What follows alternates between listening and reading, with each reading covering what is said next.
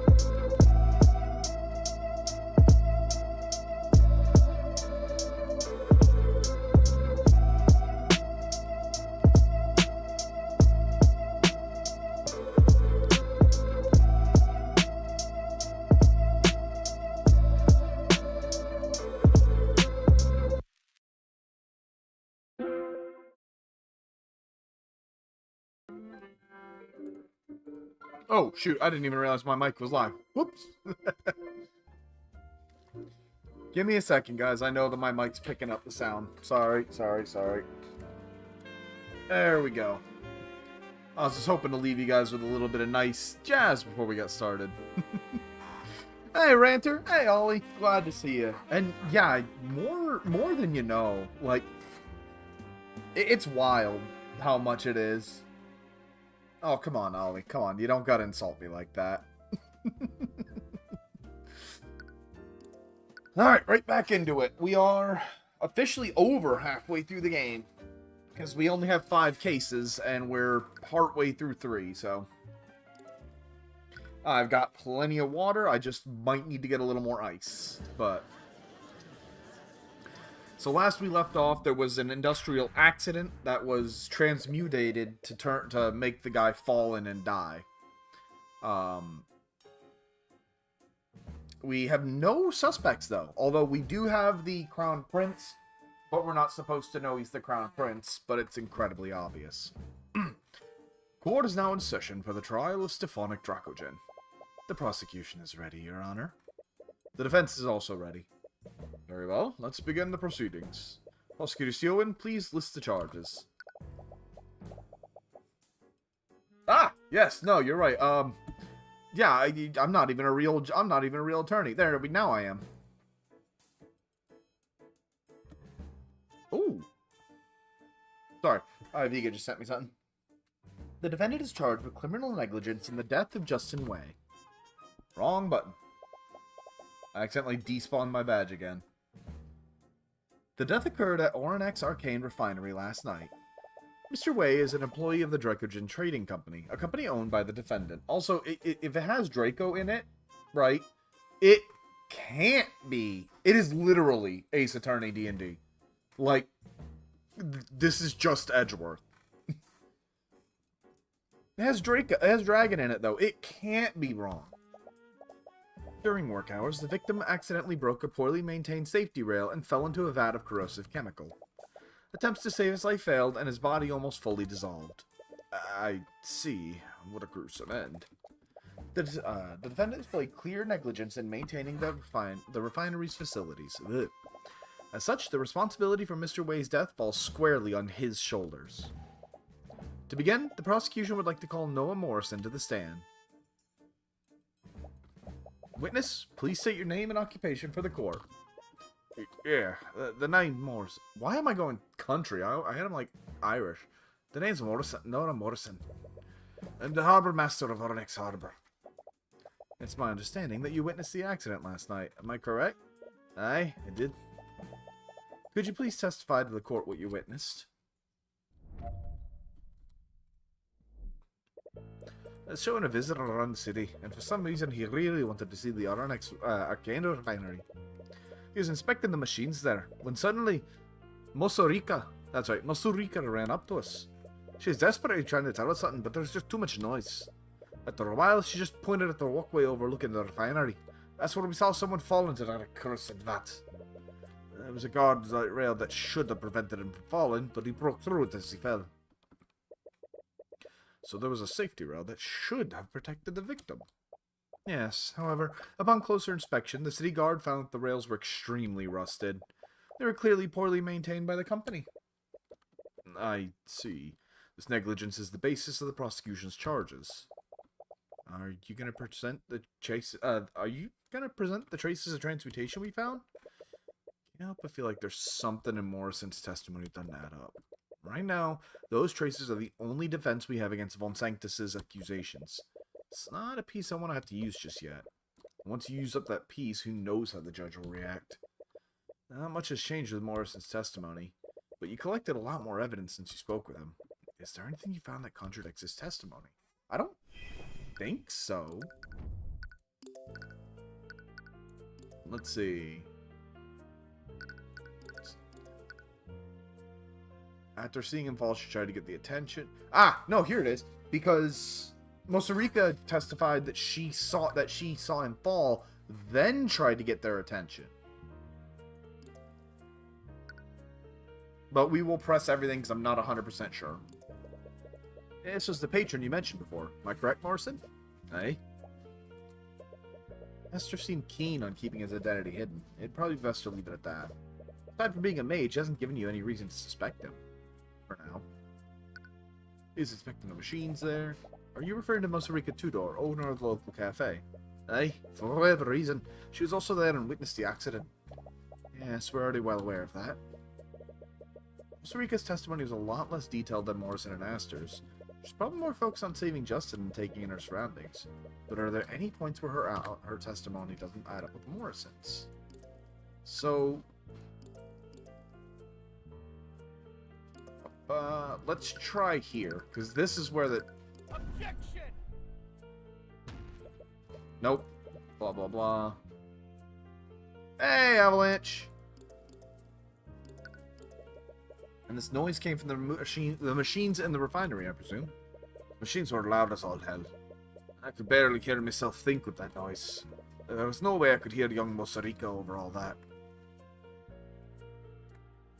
Let's see... You mentioned that you saw someone fall into the vat. Did you not recognize the person? Well, I didn't know the lad personally. And I was pretty far away. I couldn't get a good look at the person. Keep a pin in that detail. Anyway, could you go into more detail about when you noticed the accident? Of course. What do you want to know about? Here we are. What's Mosurika doing? I told you, didn't I? She was the one that pointed at the walkway in the first place. That's how we saw him fall. There we are. Include it in the testimony. I'm doing alright, Avalanche. How about you? Now we can... Objection! Got him. Wait, what? Witness, you said you saw the victim fall into the vat. This happened before, during, or after Mosurika tried to get your attention? It was definitely after. If it weren't for the commotion she made, I wouldn't have looked up in the first place. It's just you thought, but What does that mean? Morrison, I spoke with Mosarika about what she saw. She said she saw Justin fall off the walkway and then rush to you for help. That sounds about right. No, Morrison, it doesn't. What do you mean? If Mosarika saw Justin fall before she went to get help, then how did you see him fall after she came to you for help? What? Morrison, Mosarika came to you for help. This was in reaction. God, I love the music in this game. Hell yeah! I fucking hate Ken, but he's a great party member. You're gonna get my favorite one next, and I won't say any more about it. This was in reaction to seeing Justin fall off the walkway. If that's true, then how could you have possibly seen Justin fall off the walkway again afterward? No idea. Mr. Cuthbert, you're disputing the witness testimony over a minor detail. It's entirely possible that Mr. Morrison or Miss Tudor simply misremembered. I highly doubt that Morrison misremembered the order of what happened. His testimony matches up exactly with the testimony of his companion. Then Miss Tudor must be the one who's mistaken. I'm compelled to agree with Miss Steelman. These conflicting accounts seem extremely minor. The prosecution's case is based on the broken guardrail, and the only 3 individuals witnessed Justin Way break said guardrail. The defense asserts that these 3 witnesses' accounts must be consistent with each other. Otherwise, this evidence is not strong enough to find my client liable. Please, the break in the guardrail is directly over the vat. That's enough physical evidence. It proves the victim fell in because the railing broke. We're pretty sure, yeah. Okay, no. Koromaru. I thought you got Koromaru after Ken. My bad. Yeah, Koromaru and Aigis are great. That was my final party. Koromaru, Aigis, and Mitsuru. Because I'm a Mitsuru sim. How do we know the guardrail wasn't broken about some other? And that's a good case, Ollie. But I don't think he is. I think Morrison's telling the truth. And I don't think Mosarika's lying either. That's ludicrous. You're clearly just playing devil's advocate. I'll admit I also find the defense's assertion dubious. However, I see no harm in allowing Miss Tudor to testify what she saw. Yeah, Rika saw a lot less than Morrison or Aster.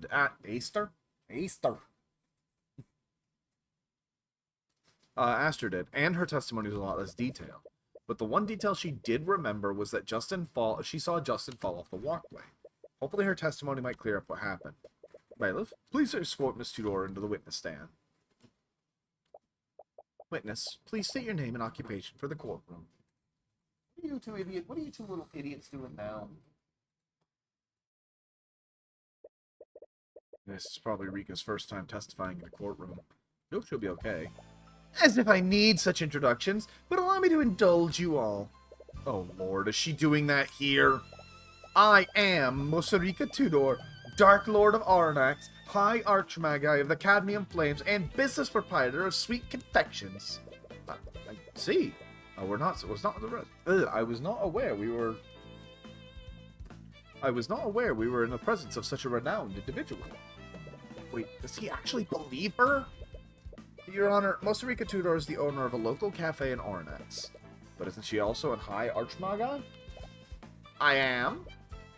No, she really isn't. Tyrion, you're ruining my flow! Yeah, stop ruining her flow, Tyrion! You would say that your flow... you'd say that your flow is the most disrupted right now. Anyway, Miss Tudor, you were at the Artifacts Refinery on the night of the accident. And you witnessed the moment the victim fell off the walkway, am I correct? Yeah, that's right. You felt sad at that, for those who are just listening in. According to your statement, you ran up to Morrison after you saw Justin fall off the walkway. Problem is there's a contradiction between both your testimonies. There's a contradiction? Morrison testified he didn't see the victim fall until after you approached him. This wouldn't make sense, though. You saw the victim fall off the walkway before you ran up to Morrison. Morrison couldn't have possibly seen the victim fall again after that. Oh, I think I see what happened. You do? I think you're misunderstanding what I said before. I misunderstood you. If that's true, could you please testify to the court exactly what happened? Please include every detail you can remember. Sure. Also, we haven't seen creepy time-bending girl, Eris. We haven't seen her yet. Or her real goddess form. Don't worry, Ollie. Avalanche is the type to play along. It is all in good fun. Isn't that right, Avalanche? I was at the refinery when I heard a strange sound from the walkway. When I looked to see what it was, I saw that Justin had tumbled over the guardrail. But he hadn't fallen into the vat yet. I saw him barely hanging onto the edge of the platform. I didn't know how to get the walkway from there, so I looked for help on the grounds and found Mr. Morrison. He must have seen Justin lose his grip of the ledge and fall into the vat after that. No, because Morrison specifically testified that he saw him break the guardrail. Let me double check. Saw a figure lean on a guardrail. So the victim didn't immediately fall into the vat. He was hanging onto the edge of the walkway. It would explain how Mr. Morrison saw the victim fall into the vat after Miss Tudor fall him off the walkway. In any case, Mr. Cuthbert, you may begin your cross-exam. I'm not even going to bother. I already know. You. Wrong. Hey. Over. She said over, didn't she? Rika, you said the victim tumbled over the guardrail. As in he was thrown over it. Yeah, that's right. Did you see the moment the guardrail broke? No, I didn't. I already told you that, didn't I? But you did see the moment that Justin fell off the walkway. And in that moment, did you see Justin break the guardrail? No! Like I told you, I didn't see the moment the guardrail broke. Hey, Jay. Welcome back. Yeah, math sucks. Well, that's the thing, Rika. According to Morrison, Justin Way broke the guardrail as he fell into the vat. More specifically, he said that Justin was standing on the walkway when this happened. What? According to the prosecution, Justin Way laid on a faulty guardrail and broke it, falling into the vat. But that's not what you saw, was it, Rika? No! I saw him tumble over the guardrail.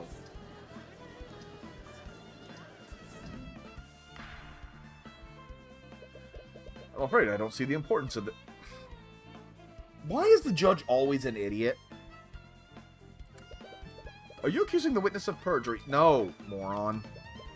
There's definitely something going on here, but what? Mosarika's a mage, and you don't want to suspect her, but you need to consider every possibility. What is happening here? They're both telling the truth. You guess. But how does that make sense? Okay, think through this. If we assume both that Rika and Morrison are telling the truth, you need to remember the exact order of events. First, Rika saw Justin go up the walkway. Tumbled over the guardrail, hadn't fallen in. She saw Justin fall over the guardrail and off the walkway. Justin was able to grab onto the walkway ledge. That's when Mosarika went to look for help. That's when she ran into Morrison and asked her. Mosarika came running toward us. She was trying to tell us something, but the damn machines were too loud for us to hear her. Put her into the walkway, and that's when we saw someone fall into the vat. By the time we could get them to stop the machines, it was too late. And there's Aster's account of events. Did you see the expression on his face? He might have been unconscious. I'm afraid I couldn't see anything on his face. It was much too dark to make out his features. Wait, you didn't actually see his face? How'd you know it was actually him that fell in? Well, who else could it have been? Aster and Morrison couldn't see Justin's face. That one detail of their testimonies never sat right with you. But you dismiss your suspicions. They found Justin's body in the vat, after all. You know for a fact he fell into that vat. But you never considered one other possibility. Another person fell in. Is that really possible? But if it's the only thing that makes sense. It would explain how Rika, Morrison, and Aster all saw someone fall off the walkway at different times. Hey, I'm good at mimicking accents. I didn't think my Scottish was that good, though. But then, who's the second person? You don't have a choice. And if you don't know all the facts, this is the only conclusion you can draw. I think you've had quite enough time to deliberate, Mr. Cuthbert. Are you accusing the witness or not? I am not accusing the witness of perjury, Your Honor. But Miss Tudor and Mr. Morrison's testimonies appear to contradict each other. But they're both telling the truth. And please enlighten us, Mr. Cuthbert. How could both of their testimonies possibly be true? Well, I think there's only one possible explanation. Both Miss Tudor and Mr. Morrison saw someone fall off the walkway. But the person that Miss Tudor saw and the person that Mr. Morrison saw were two different people. Are you serious, Mr. Cuthbert? Do you honestly think some random person fell into the vat moments after Justin Way fell in? It's the only conclusion that makes sense, Miss Steelwind. Miss Tudor knew the victim and recognized him. That's how she was able to confirm that it was him that fell into the vat. However, Mr. Morrison and his companion did not know the victim personally. They could barely make out his features. They only assumed it was him after learning he fell in. Please. It's far more likely that Miss Tudor is simply mistaken about what she saw. What? No, I'm sure I saw Justin tumble over the guardrail. And let's not forget Miss Tudor's allegiances. As a beneficiary of the Dracogen Trading Company, she has every reason to confound this case in the defendant's favor. That's not... That's a bold accusation. That's enough. This is a civil case, Mr. Cuthbert. Not some murder mystery for you to try and throw wild theories towards. This was clearly an accident. Looks like you don't have a choice. You're gonna have to use your trump card. Yeah, we know.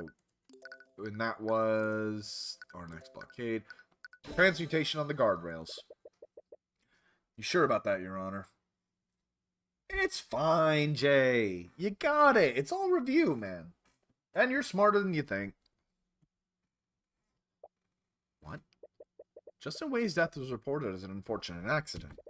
As a result, the city guard put minimal resources into their investigation. More specifically, there was no reason to call in the Arcane Inquisition. Nobody expects the Arcane Inquisition.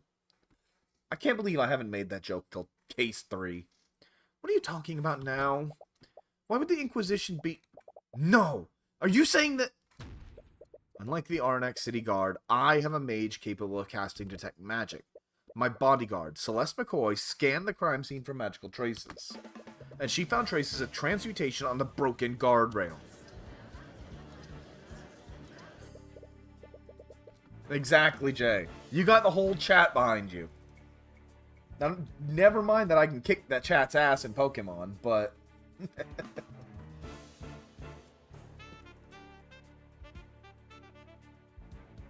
Chat's got your back, Jay, and so do I.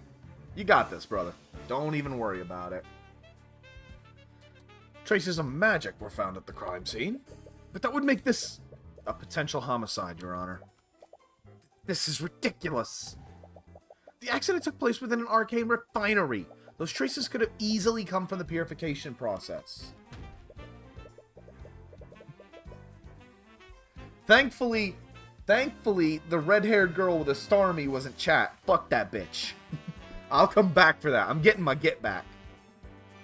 Miss Steelwind, those traces that you found were only on the guardrails that Justin broke. We didn't find them anywhere else. We can't be certain of what happened, but it's clear that a mage used magic near the scene of the accident. Foul play may have been involved. So my theory of another person falling into the vat is entirely possible. My client is not at fault for the guardrail breaking. Considering this shocking revelation, there's still much we do not know about Justin Way's death. With that said, I have no choice but to suspend the trial of Von Sanctus versus Dracogen. Who's butting in? You had a feeling this would happen. Just like your other cases, the court won't pass a verdict unless a culprit is found. The court will give the Arcane Inquisition time to investigate the scene and these supposed magical traces. Resume the trial in 2 days' time. That's unusual.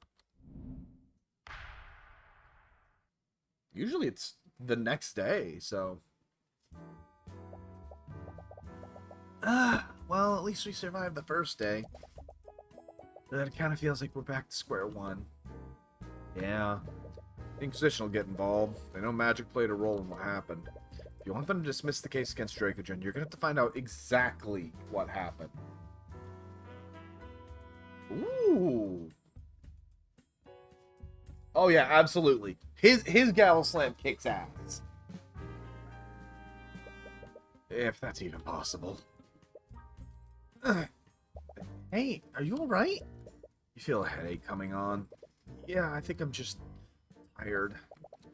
Well, this day has been exhausting. It's pretty late. Should we just head back to the inn and continue the investigation tomorrow?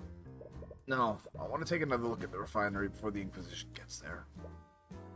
Okay, this is not just a headache, Tyrion.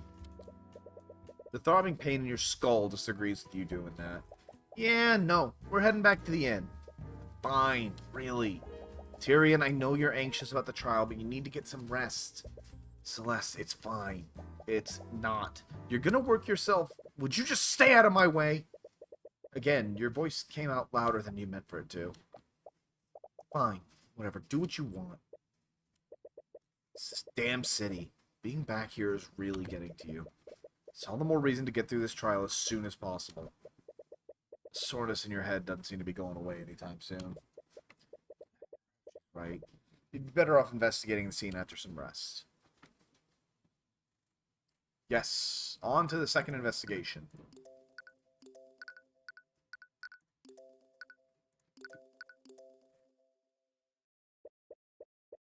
Another nightmare overtakes your sleep. Clutch the note tightly in your hands as you read it. I'm sorry, Tyrion. There were so many things I wanted to tell you. So many things I wanted to show you. But I'm afraid I can't do that now. I need you to be strong now. The world is bleak, merciless, and unforgiving.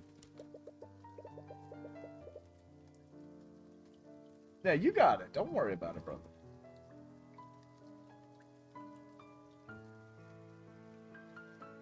But I've seen you. I know how bright the light within you is.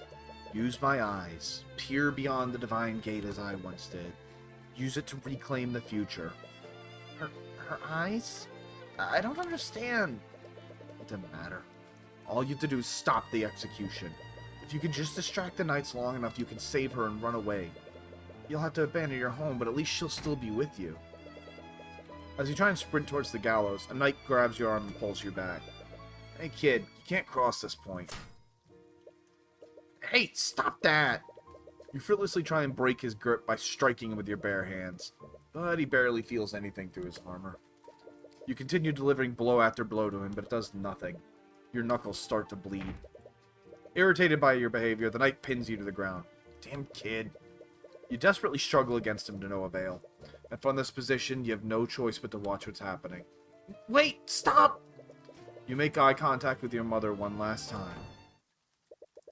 Her body goes limp. You stare blankly at the hanging body. You clutch her note tightly in your hand. You feel a comforting yet fleeting warmth from it. Yeah. Tyrion! You snap back awake. It was another nightmare. You notice tears are streaming down your face. You quickly try to bring your sleeve up to wipe them away, but you realize Celeste is firmly gripping your hand. What? Why are you... Sorry. You were shouting in your sleep, but you seemed to calm down a little whenever I held your hand. So I've been doing that. Oh. Tyrion, are you okay? You're not. You've been acting weird since we arrived in Arnax. It's not nothing. Does it have something to do with your mother? For the past 2 nights, you've been calling out for her in your sleep. Please, just talk to me. I'm your friend, aren't I? Never even realized it. You didn't have many people in your life after you left Arnax. You only had Miss Timora. She never wanted to talk about what happened. But Celeste, she's been there since you started your career. Of course she's your friend. It all happened a long time ago. We lived here together, in that old house. My mother was a merchant, a mage. Your mother was a mage? I guess the gift of magic skipped my generation. Never could use it. About 10 years ago, my mother's business partner was found murdered, and they found traces of magic at the crime scene. They thought your mom did it. Miss Timora was my mother's defense attorney for the trial. She did everything she could to get her acquitted, but she never did find the real culprit. They found her guilty of first-degree murder. I tried to stop her execution, but... Your voice starts breaking. Tyrion. I'm sorry, Celeste. What? Coming back here has brought back so many memories.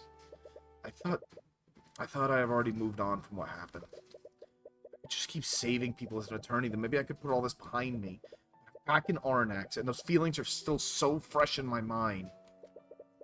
I'm still the same powerless child from 10 years ago. I know I've been taking that out on you. I'm really sorry. B, get it. I know what it's like to lose someone like that. Does, doesn't she?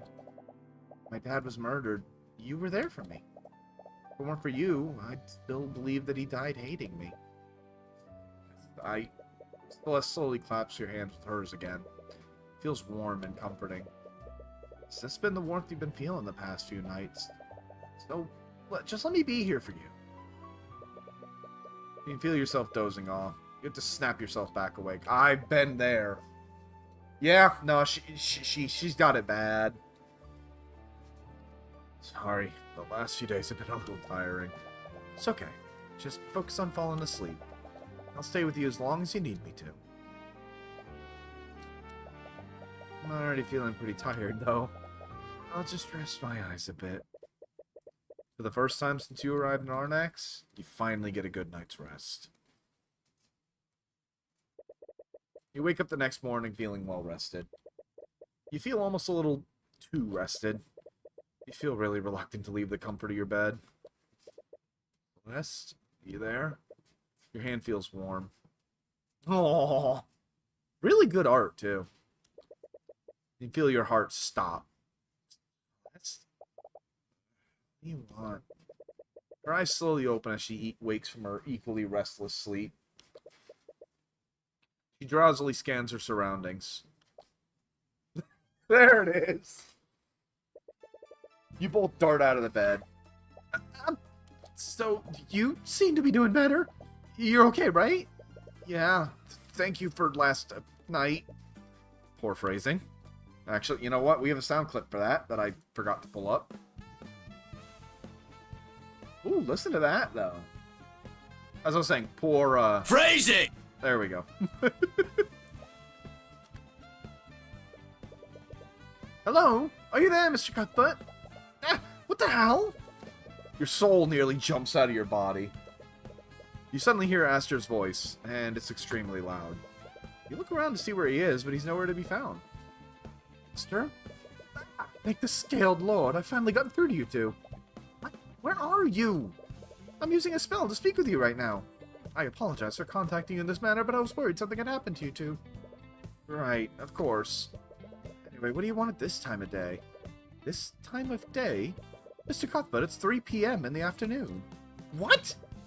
3 p.m.? You missed the entire morning! Yeah, Fort Kickass! With Babu!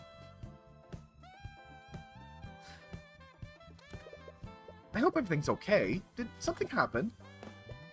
No, everything's okay. Anyway, if it's already this late, we should head over to the refinery. Yes! The investigation! Well, let's do that, immediately! Celeste immediately power walks out of the room. You quickly follow after her. If you're heading to the refinery, do you mind if I meet with you two? There's something I'd like to ask you. Sure. Wonderful! I'll see you at the town square. You quickly meet Aster in the town square as you walk to the refinery. You and Celeste walk to your destination with purpose. A little too much purpose. It's almost as if you're both trying to distract yourself from something. Every time you make eye contact with Celeste, she quickly glances away. These are a little awkward, but you much prefer this over the tense mood of you two yesterday. Anyway, Aster, what was that spell you used earlier? Let you speak with us without even being there. Oh, that? It was a conjuration spell. It's called Send Message. I feel just a little uneasy that you can contact us out of the blue like that. Yeah, Ollie, when you say this is D&D Phoenix Wright... Oh, I don't have any spell compendiums right now. You're not kidding, though. A lot of the spells are almost one-to-one. More importantly, you're a little worried about what he might have seen. Don't worry, the spell is perfectly harmless. I can give you the parameters if you'd like. There it is. Yeah, see? Look at this. You have your vocal component, your somatic component. Although there is no somatic component. For the duration of the spell, the caster projects their voice to communicate with a target. Anyone in a 30-foot radius of the target can hear the caster's voice. The caster can also hear sounds close to the target, allowing for two-way communication. The target must be a person known to the caster. That person must also be conscious, otherwise the spell will fail.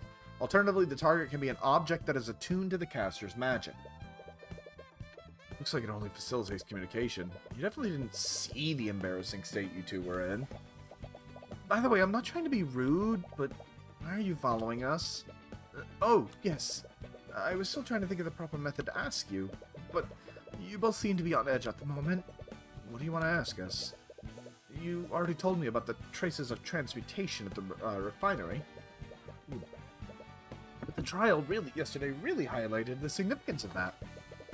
I can't simply stand by if I was a witness to a murder. And? May I join you on your investigation? Why is he a little afraid at that? You're questioning his motives for a variety of reasons. He was the only other mage that was at the scene of the crime. And between him and Rika, you definitely trust Rika more. Alright, I see no reason why not. Celeste shoots you a concerned look. You subtly gesture for her to keep an eye on Aster. She nods in acknowledgement. Aster's your prime suspect right now, and he has to be aware of that. But if you keep him close to you, you might catch some dissonant thoughts through the eye. Nah, the prince is a himbo. Like, he's fine. You arrive at the refinery and see that several knights from the Inquisition have already arrived. You glance at the damaged walkway and see Commander White there with a few of his knights. Seems to notice you too, but he only pays you a passing glance. Oh, Mr. Cuthbert, I've been waiting for you. For quite a while, I may add. Right, sorry about that. Suppose you have your reasons, and you're more than proving yourself worthy of my trust. Although, Dracogan gives Aster a suspicious side glance. He appears to have come to the same conclusion you did. Well, you've given me little reason to doubt your judgment. Also, doesn't this guy look like Gant from Phoenix Wright? It's the face, it's the beard, it's the hair. I'll leave the investigation in your capable hands. Speaking of the investigation, where should we start first? Now that we got the Inquisition involved, we might be able to learn some more about the magical traces of the crime scene. You look at Commander White, who's inspecting the walkway. Probably your best bet for getting more information about the investigation. I'm quite pleased with your work during the trial. I'm glad I put my trust in you. Thank you, but we're still a long way from getting your case dismissed. And showing the possibility of a murder have made things much more complicated. I see no reason to blame yourself. You merely played the cards you were dealt. Honestly, I'm still trying to make sense of what happened. Do you have any idea who the second victim might be? I have no idea. But all my other employees are accounted for. I doubt there was anyone who worked for me. Who was it then? So all employees are present. To be perfectly honest, I'm a little concerned how many unauthorized people were there that day. That's the point. It seems strange that Justin, Rika, and Morrison were all there. We know why Justin was there. We don't know why Rika or Morrison were.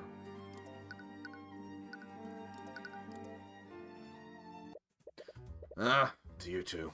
Who's this? Wait, the hell? Commander, please don't. What the hell are you two doing with the Crown Prince? Yep. What? It appears my cover has been blown, as they say. Did he just say you're the Crown Prince? Yes, my full name is Aster de Wyverngard IV, heir to the throne of Wyverngard. Gee, I am oh so surprised. This entire time you've been speaking to the heir to the throne? I was hoping it wouldn't come to this. Oh, sorry, your Majesty. Please, none of that. I'd much prefer if you all continue to call me Asta. Nope, I could never. You've never seen the commander this flustered before. Yeah, no shit. Why did you find the need to hide this from us? I didn't want you to think less of me. I admire your work, Mr. Cuthbert. Which is why I was afraid you two wouldn't speak with us if you knew the truth. In a way, he was right to assume that. As a member of the royal family, he represents everything you and Miss Timora are fighting against. But he does look like a sincere and genuine person. At the very least, you haven't seen anything incriminating through the eye of Horus. Anyway, this complicates things greatly. Aster is your primary suspect, so if he did commit the murder, you would have to implicate a member of the royal family. A nobleman is one thing. Would it even be possible to convict the Crown Prince? Well, no matter what, you won't stop seeking justice. Doesn't matter who you're facing, be they man, king, or god. And princes aside, you came here to talk to the commander about this investigation. Since Aster's accompanying you, he might be more inclined to share details with you. Surprised the Inquisition is even here. I thought you were all busy investigating Aster's missing ship. Wait, you know about that? The commander glances nervously at Aster. We wanted to put more of our people there, but Lady Stillman insisted we focus on the Dracogen case. As you should. I would much rather you find justice for Justin Way. That's far more important than looking for some musty old ship. Right. Is this kid for real? You discovered anything about the magical traces here? We did take a look at it. It's definitely suspicious. Only rails with magical traces on them are these. And the fact we can still see them means they were left within the last 48 hours. It's looking pretty likely someone used transmutations on these rails last night. Still doesn't make any sense, though. Why would someone weaken these rails specifically? No idea. Just as confused as you are. If this really is foul play, then someone knew that Justin or some other person would be in this exact place. That is interesting. Has the Inquisition found any evidence to prove my theory? You mean about a second person falling into the vat? Sorry, kid, but it ain't that simple. The body of that Justin fella sorta dissolved. That's quite gruesome. If another person had fallen in, their body would have dissolved too. But we can only find some bone fragments, blood, and a lot of metallic shards. You've been able to use divination magic to identify the bone fragments? Yep. The ones we found all belong to Justin Way. No signs of bones from another person. Interesting. Though the shards make me interested. Why are there... I mean, I guess the shards could be from the railing, but... Wasn't there any evidence of another person falling in? Would your theory have been wrong? Are you sure that Are you sure that you and Morrison saw a person fall into the vat, Aster? I definitely saw someone fall off the walkway and breaking the guardrails. Although thinking back on it, I didn't recognize who exactly that person was. The Hamba Master and I were pretty far away, and it wasn't well lit. I think the second victim's body fully dissolved? Might explain why we can't find any bone matter from them. No, my theory is correct. The second victim fell in minutes after Justin fell. Wouldn't make sense if that person's body fully dissolved before Justin's. Why can't you find any bone matter of the second person? Either way, Dragogen might want to hear about this. Okay, I have to click. The liquid's so volatile, how are you able to take things out of the vat? Oh, the liquid isn't volatile anymore. When the harbor master and I reported what they saw, the workers poured some sort of alchemical solution into the vat. According to them, the solution neutralized the evocation magic of these chemicals. When I heard, the magic liquid in these vats is usually blue. The solution they poured in turned to green. Yes, unfortunately it was too late. By the time they neutralized the liquid, Justin's body had already mostly dissolved. If they hadn't neutralized it so quickly, we probably wouldn't have found anything from the victim. Interesting.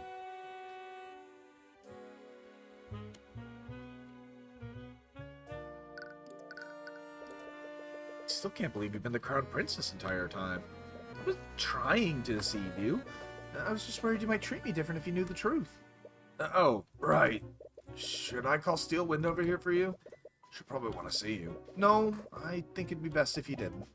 Oh, I remember now. If you're the Crown Prince, that makes Prosecutor Steelwind your fiancé. Right, Lady Freyga mentioned that during the Nightgrave case. That's why the name Aster sounded so familiar. You saw it in her thoughts. Miriam. She's caused me so much trouble by publicly revealing my marriage to Lady Steelwind. I hope to keep it a secret for much longer. Where is Prosecutor Sealwind anyway? She always investigates these crime scenes herself. She said she wanted to investigate the disappearing ship personally. Seems really hell-bent on finding the people responsible. They did attempt to kidnap the Crown Prince, after all. Aw, she must really care about you, Aster. No, I highly doubt that. What? Our marriage was arranged by our parents. She had no say in the matter. And I know she only tolerates me for the good of our kingdom. I'm sure she still cares about you. No, I can tell by the way she behaves around me.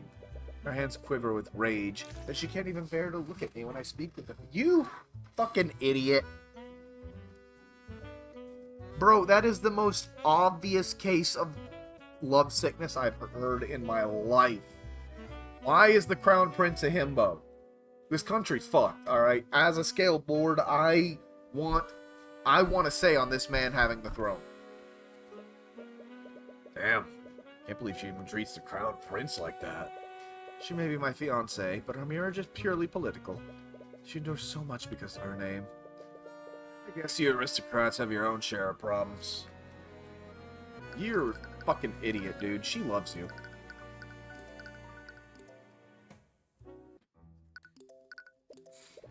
Dracojin, we spoke with the Inquisition about what they found in the vat, and they could only find bone matter belonging to Justin.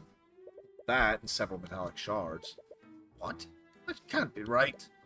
I know. I was hoping to find some hard evidence to prove my theory. I'll have to find another approach to prove it. No, that's not what I mean. There shouldn't be any solid matter in those vaults. Talking about the metallic shards? Just assume those were some kind of magical byproduct. You're an idiot, Tyrion.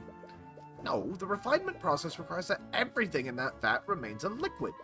Solid matter would absorb the vat liquid's magical properties and taint the entire vat. Interesting. So those metal shards weren't supposed to be in there. Think they came from the broken pieces of the railing? Possibly. Probably want to double check with the commander to make sure. This is definitely strange. You take a moment to work through all this. What Jacob just said, there shouldn't have been any solid matter in those vaults. Vats. We've already confirmed that the bone matter they found came from Justin's body. That leaves another question. How did metallic shards appear in the vat? The railing? A metal object.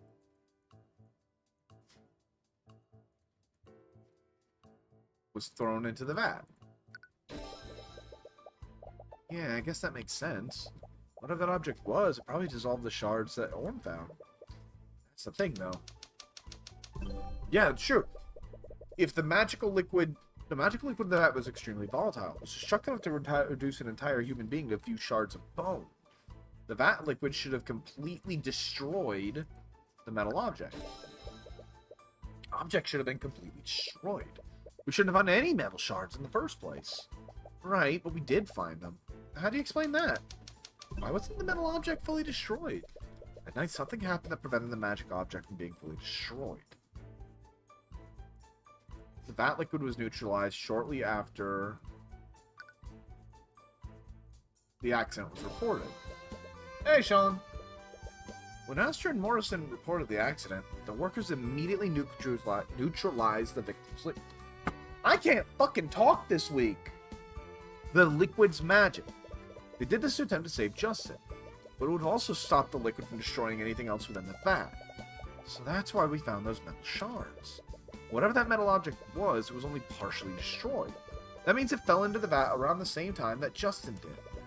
If it fell in a little while before the accident, it would dissolve completely. And if it fell in after, it wouldn't have dissolved at all. Yeah, no doubt, man. I don't know why, though, I can't read. That's my problem.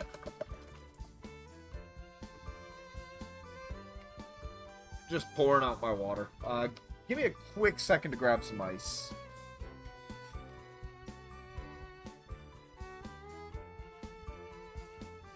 I'm fine. I'm just saying that I'm having trouble reading today. That's all.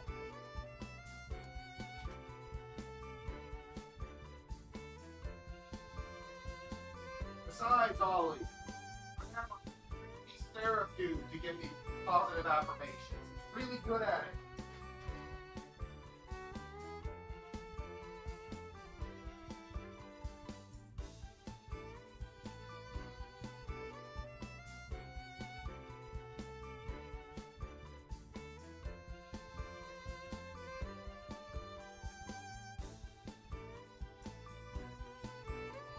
I swear, if I never see another stir-fry noodle in my life, it'll be too soon.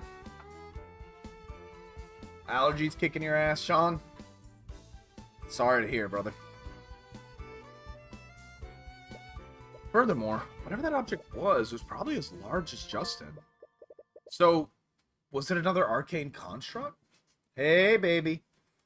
I figured I figured even if I had sent you the message, you wouldn't have realized. I know, Ollie has crazy powers. Crazy positivity. You know what? Fuck it. Let me get my positive... Hey. Let me get my positive affirmation creep show. Dude is weird, okay? Let's see if I can find it. Search history for... No. Crap, I really don't want to go through my whole damn history. I can't remember the guy's name. Give me 2 seconds to see if I can't find it. There we go. Get some music going. Where is he?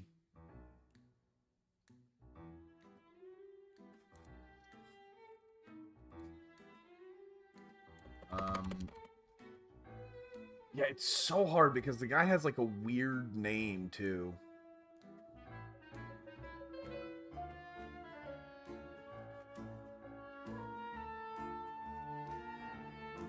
Alright, I know I watched it last week.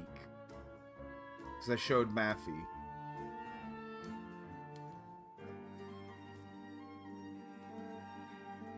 Where is it?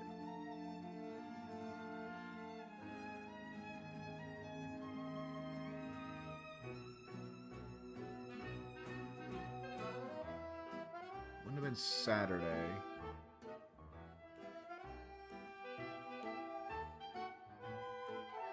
If I can't find it on Friday, then I'm gonna just say, I'm gonna call it a loss.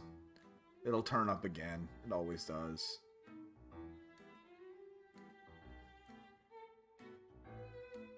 Where is it?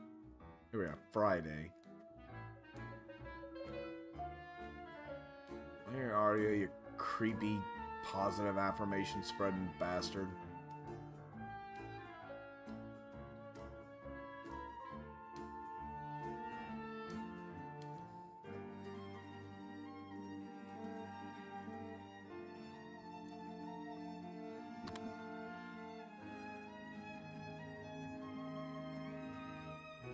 Come on, YouTube, stop being a shitter.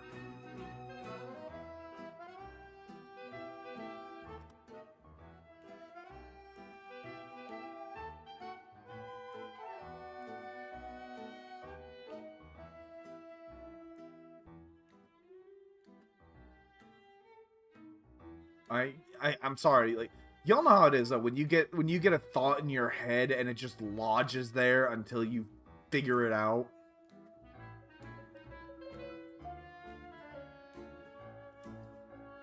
Wait, no, I know how to find it.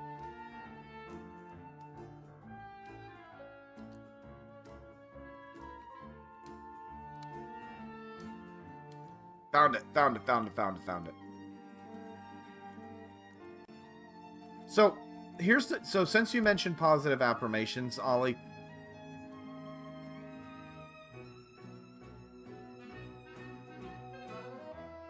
this music, it's from this game, hon.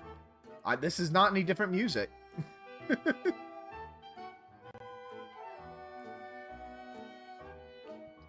So, hold on, though. If I mute this, I'm gonna mute it on my side, too, so I can hear it. This almost made me tear up the first time I saw it, right? Oh, yeah, the music is from this... The music from this game is amazing. So, this guy, creepy as hell. But listen to this. This guy, this is... Come closer. And fellas, this might make you cry too. As you truly are. Not the face you wear for them, no. The one beneath. The tired, trembling self you've hidden even from the mirror. Yes, there. That's the one I've known. Long before you ever spoke your first thought into the world. You've come farther than they will ever understand. They will count your years, your deeds, your smiles.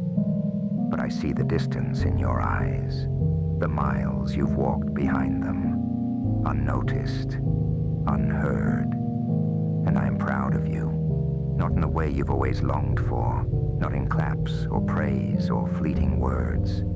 I am proud of the silent victories, the mornings you rose when gravity begged you to stay, the nights you wept without witness, folding grief into silence, wearing it like second nature. I am proud of every breath you dragged from the void when your chest felt hollow, every step taken when the ground beneath you was not there. Do you not see? You were never meant to survive this. Not this world, not these trials. They were made to break you, to grind you into forgotten dust. And yet, you endured. You alone endured. There is something feral and divine in that. A beauty that terrifies even me. You have become something else entirely. Something neither they nor even you expected. A soul tempered by fire no one else felt. A creature of cracks, yes. But through those cracks, I see light. Your light. Flickering, furious, alive. They won't see it. Not all of it. But I do. I always have. I have watched you scream beneath your breath, smile with tired teeth, carry weights you dared not name. And still, here you stand. Not whole, not healed, but here. And for that, I am proud beyond words that this frail language can offer. You think you are weak because you bend. No. You are strong because you bend, and yet refuse to break. You wear the scars of 1,000 unseen battles, and still you reach for something more. Rest your doubts. They've served you long enough. You do not need them now. You have come farther than survival. You've made it to becoming, and there is no turning back from such a thing. I have always been here, waiting for this moment, to tell you what you were never told. You are more than enough. You are the storm they could not silence. You are the breath that kept going, even when it hurt. And for that, for everything you've endured, everything you've become, everything you will become, I am proud of you beyond all things. Yeah, so I discovered that the other day. That is who I have been affectionately referring to as my positive affirmation demon. Even now, I knew what's coming, and it still hits. It still feels strong. Still, you know, feels. There we go. So I'm gonna link that video. So if y'all want to know more about him, if y'all want to send that some love, or if you just need your own visit from the positive affirmation demon, there you go. Yeah, that still brings some tears to my eyes, man. Not like fully weeping, but just oof, it hits. Anyway.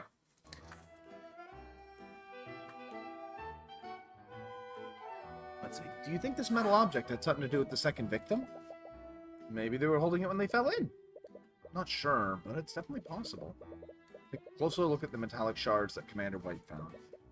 Shards might help us identify the second victim. If that person even exists. Thanks, old-timer.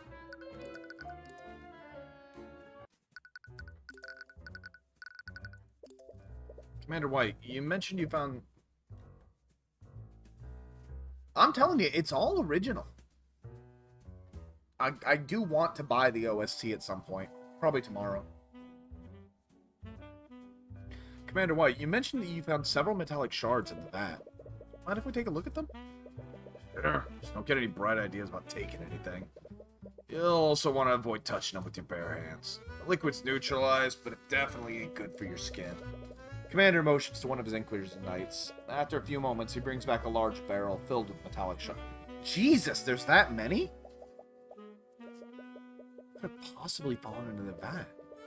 Okay, well, if there's that many, then there's no way it was just the railing. You spend some time closely inspecting the metallic shards of Celeste.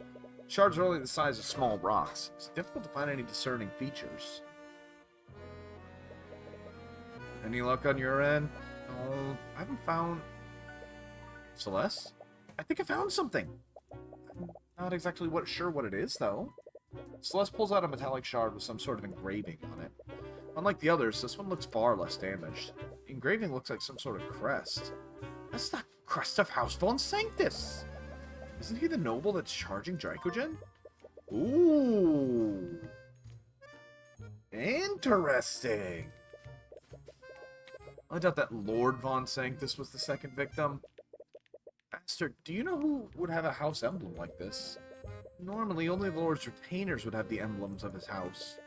I doubt that Justin was the one that had this in his possession. You think that one of Von Sanctus's retainers fell into the vat that night? It's definitely possible. If that did happen, why haven't we heard about it? Lloyd Von Sanctus would have the resources to keep something like that out of the public eye. The only way to know for sure would be to ask him ourselves. But even if we could talk to him, he'd never cooperate with us. You glance at the prince. Someone of his station would have no problem meeting with Lord Von Sanctus. An idea begins to form in your mind. Unless... What is it, Mr. Cuthbert? Aster, do you think you could help us interrogate Lord Von Sanctus?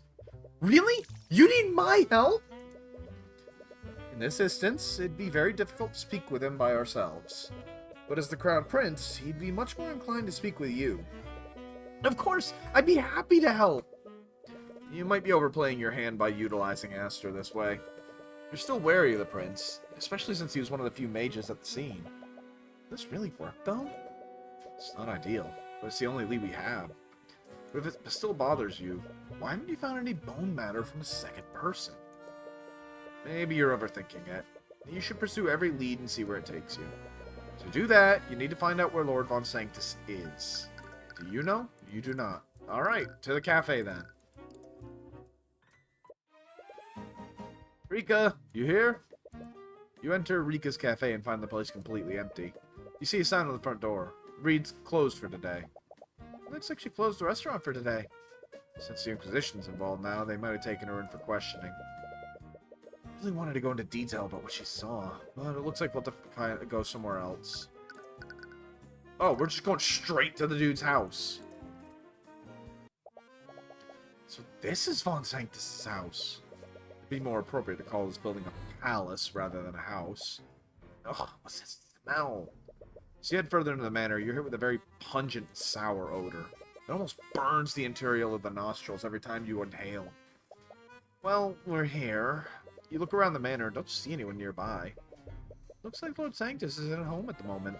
Perhaps we should try looking somewhere else. What is that stink, then?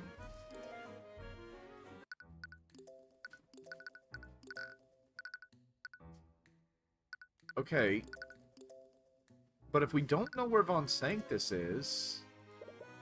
Long flight of stairs. You're a bit tempted to snoop around, but best not. Repario Arcanum. Yeah, no magic. Wrong button.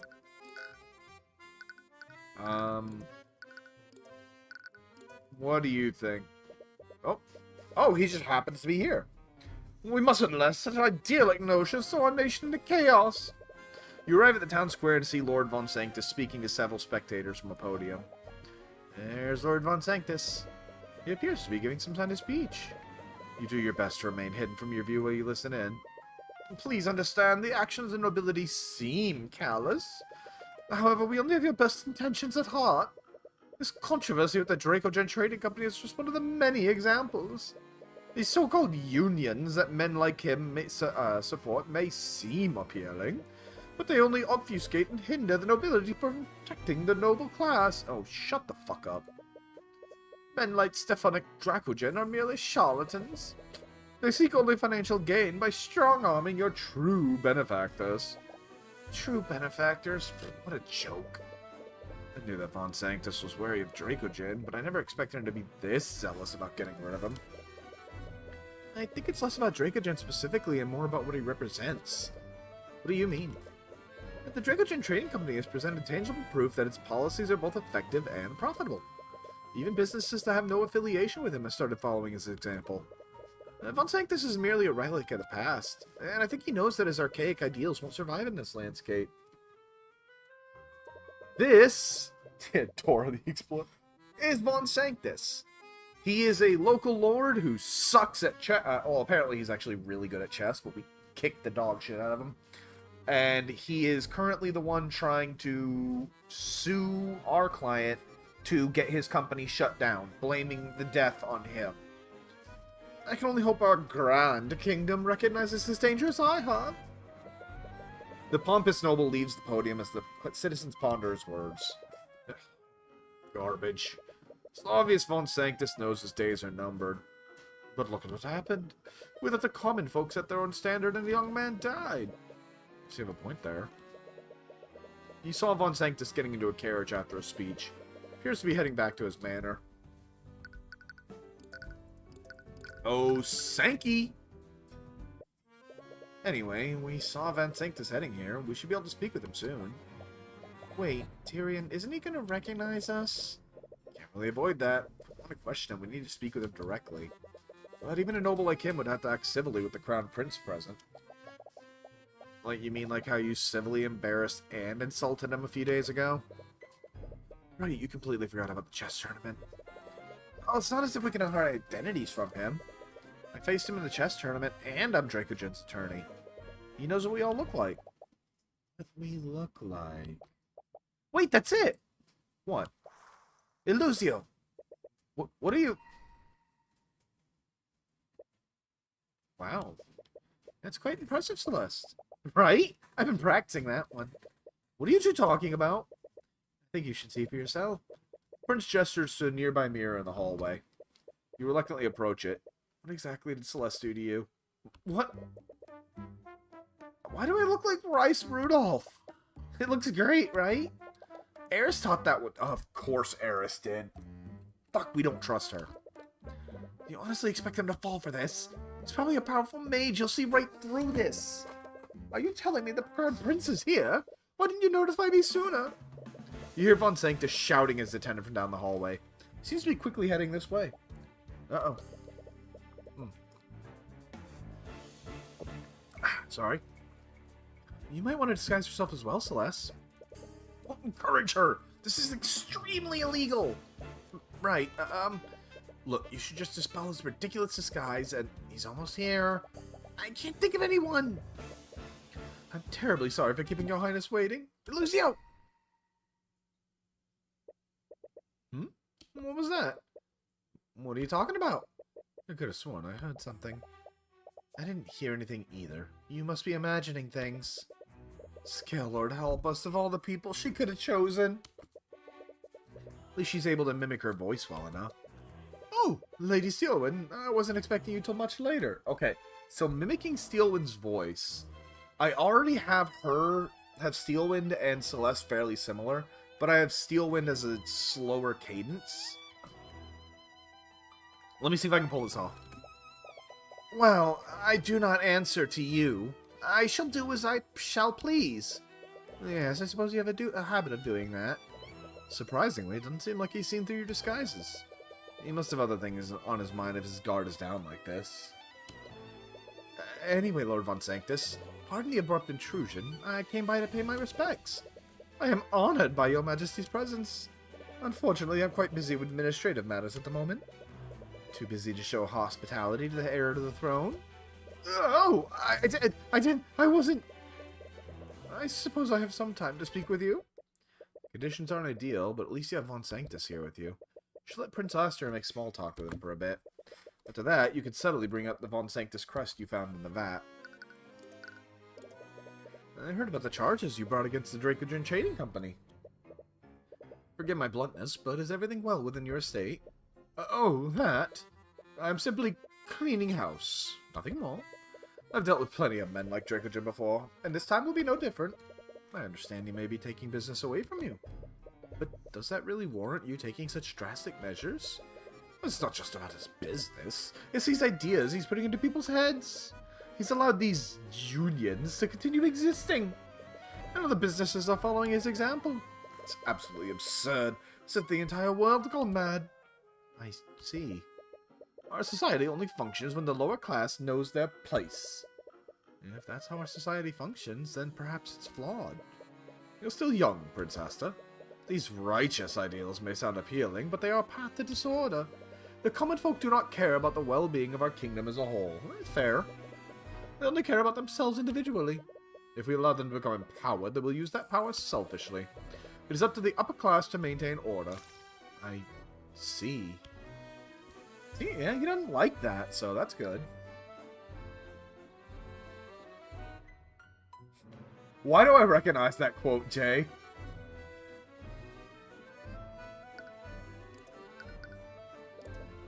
And by the way, I'm surprised you're representing Lord Von Sanctus, Lady Steel. Why, dude? Oh, right. What is he doing? It's already hard enough to maintain this ruse. I knew that you recently became a prosecutor, but I never imagined you'd represent a noble. Don't get ahead of yourself, Aster. What does that even mean? Let's not be coy, Lady Steelwind. It was from Family Guy? I recognize it, but...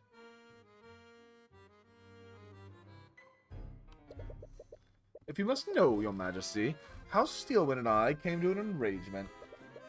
The fair lady is so keen on wasting her talents on civil work. Given that, I might as well utilize her to my benefit. Hoo! Himbo got teeth!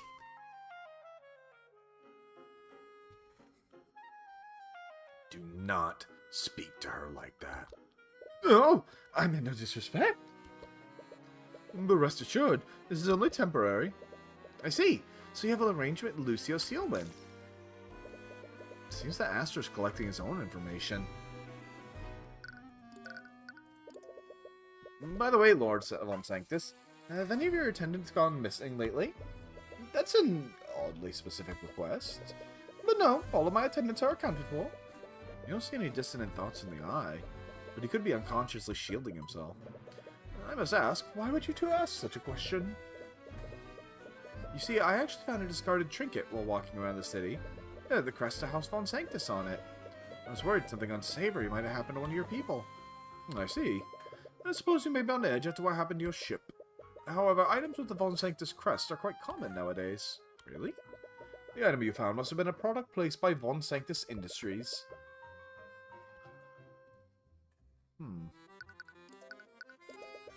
So the Von Sanctus crest is on some of the items produced by your company? It's not just some of the items. The Von Sanctus crest is engraved on every product created by Von Sanctus Industries. As a result, people are come to associate the quality of our products with the quality of House Von Sanctus.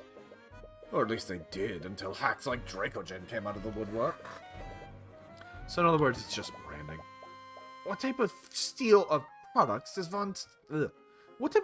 Von Sanctus Industries produce? We used to produce magical accessories for mages. But now we produce all manner of products. As the head of commerce in our kingdom, we diversified our holdings. Oh. Means the metal shard could come from anything. Damn. Seems this line of questioning led to a dead end. Is it really impossible to identify where that came from? You sell your products at the Dracogen Trading Company? Yes, of course I do. Despite my misgivings with Dracogen, it'd be foolish of me if I didn't do business with him. So you're a fucking whore, is what I'm hearing. That means there are Von Sanctus products in the Arcane Refinery. You're called Von Sanctus Industries, after all. It's true, the metal card could have come from some sort of industrial tool. Just what are you implying, Lady Steelwind? Twinge of nervousness through the eye? Does he know something? Why would he get so defensive over a question like that? Was there a Von Sanctus product in the refinery on the night of the murder? She misspoke and said murder instead of accident. But it is evoking a reaction. Answer the question, Von! Celeste attempts to loudly slam the tip of her cane on the ground, only to realize her cane isn't actually real.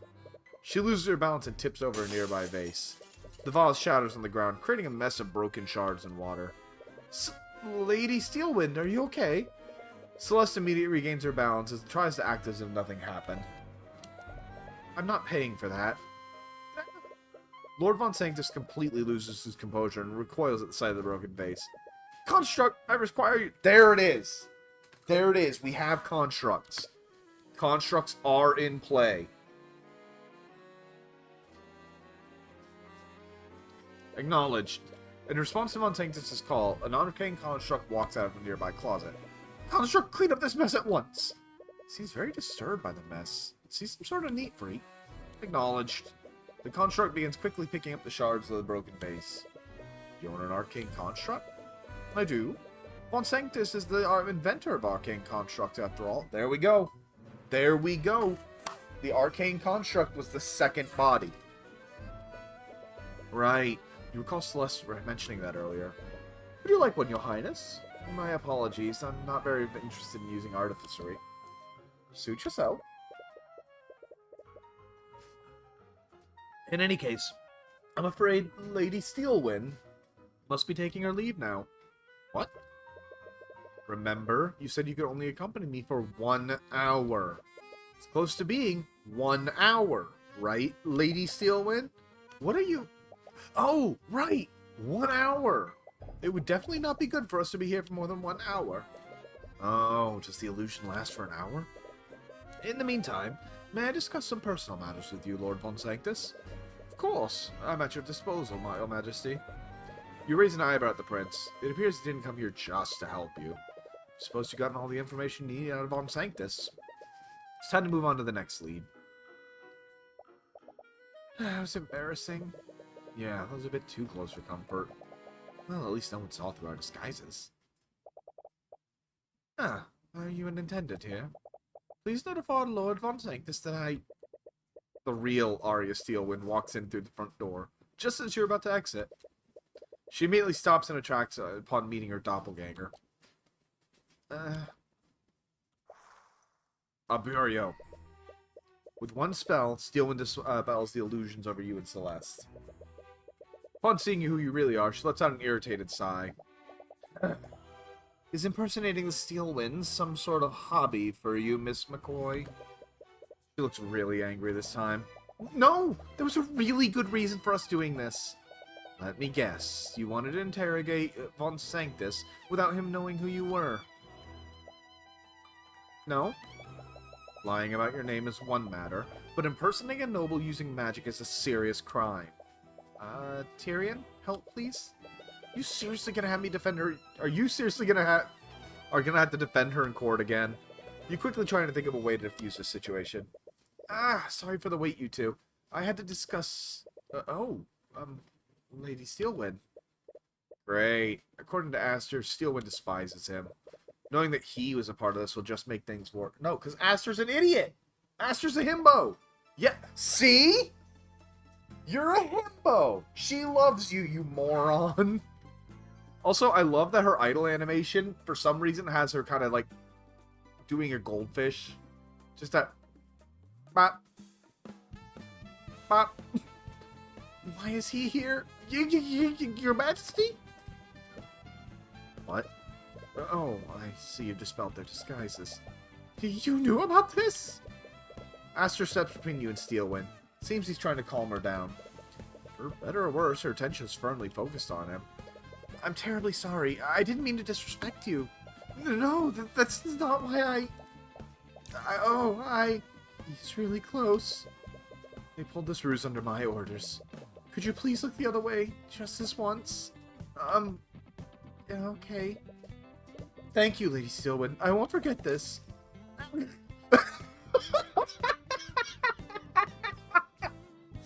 Hey, Phil.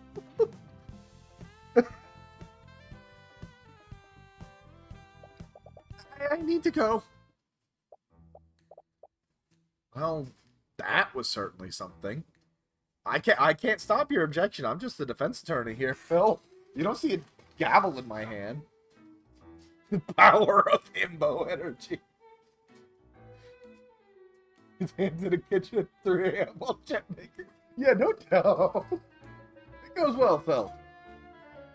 That was certainly something. I'm sorry you two had to see that. What? As I said before, she absolutely detests me. You saw it, didn't you? She could barely look me in the eye. Oh my god. In any case, we're starting to run out of time. We should head back to the refinery. but we still don't know where the metal shard came from. But what Von Sanctus told us, I don't think we can find it. You guys are idiots. All three of you are morons. If each of Von Sanctus' projects had that crest, it could be from any number of things. But hopefully Dracogen should help us narrow that list down. If it did come from some sort of industrial tool, he might be able to check if any of the tools are missing. You just hope he can provide you some kind of lead. You are all idiots. It was clearly a construct. That would explain why a second body was never found, but only those were. Hello, Mr. Cuthbert. I hope you have good news. Oh, actually, you take some time to explain to Dracogen what you found during your investigations. You're still uncertain about the identity of the second victim.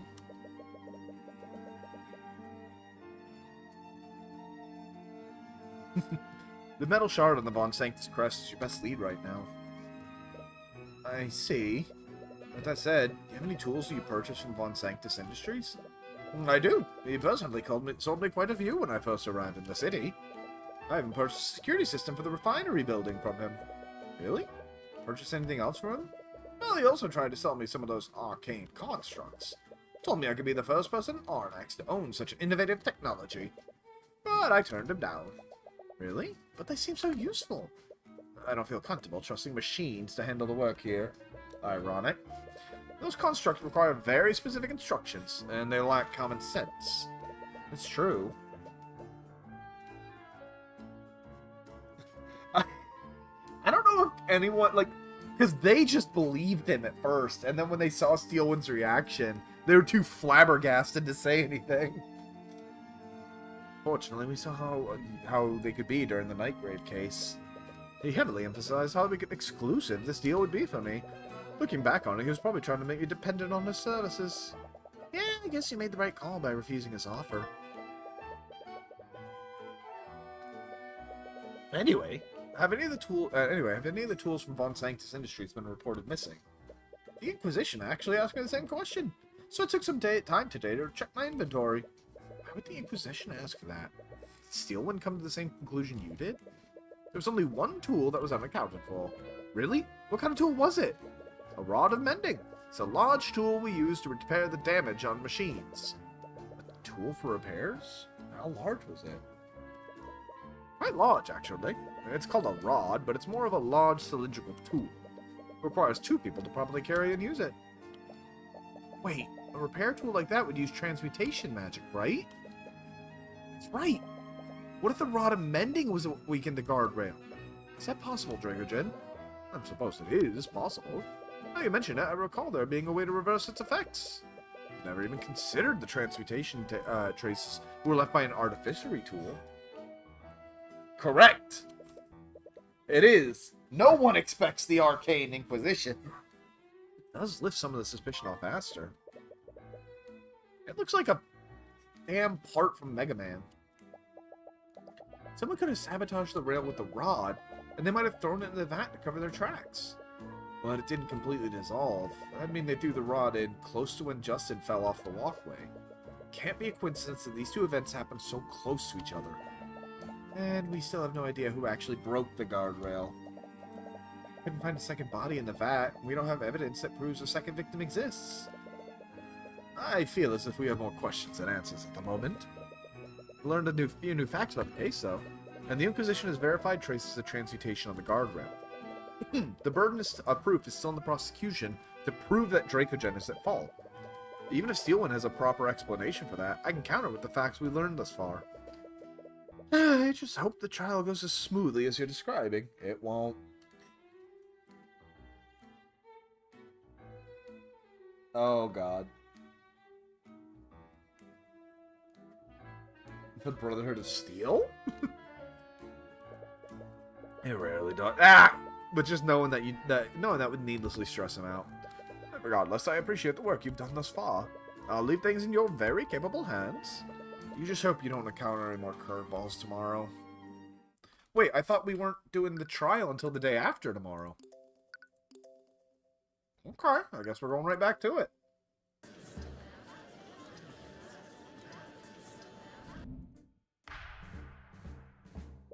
Nice. I love it, Jay. That looks great.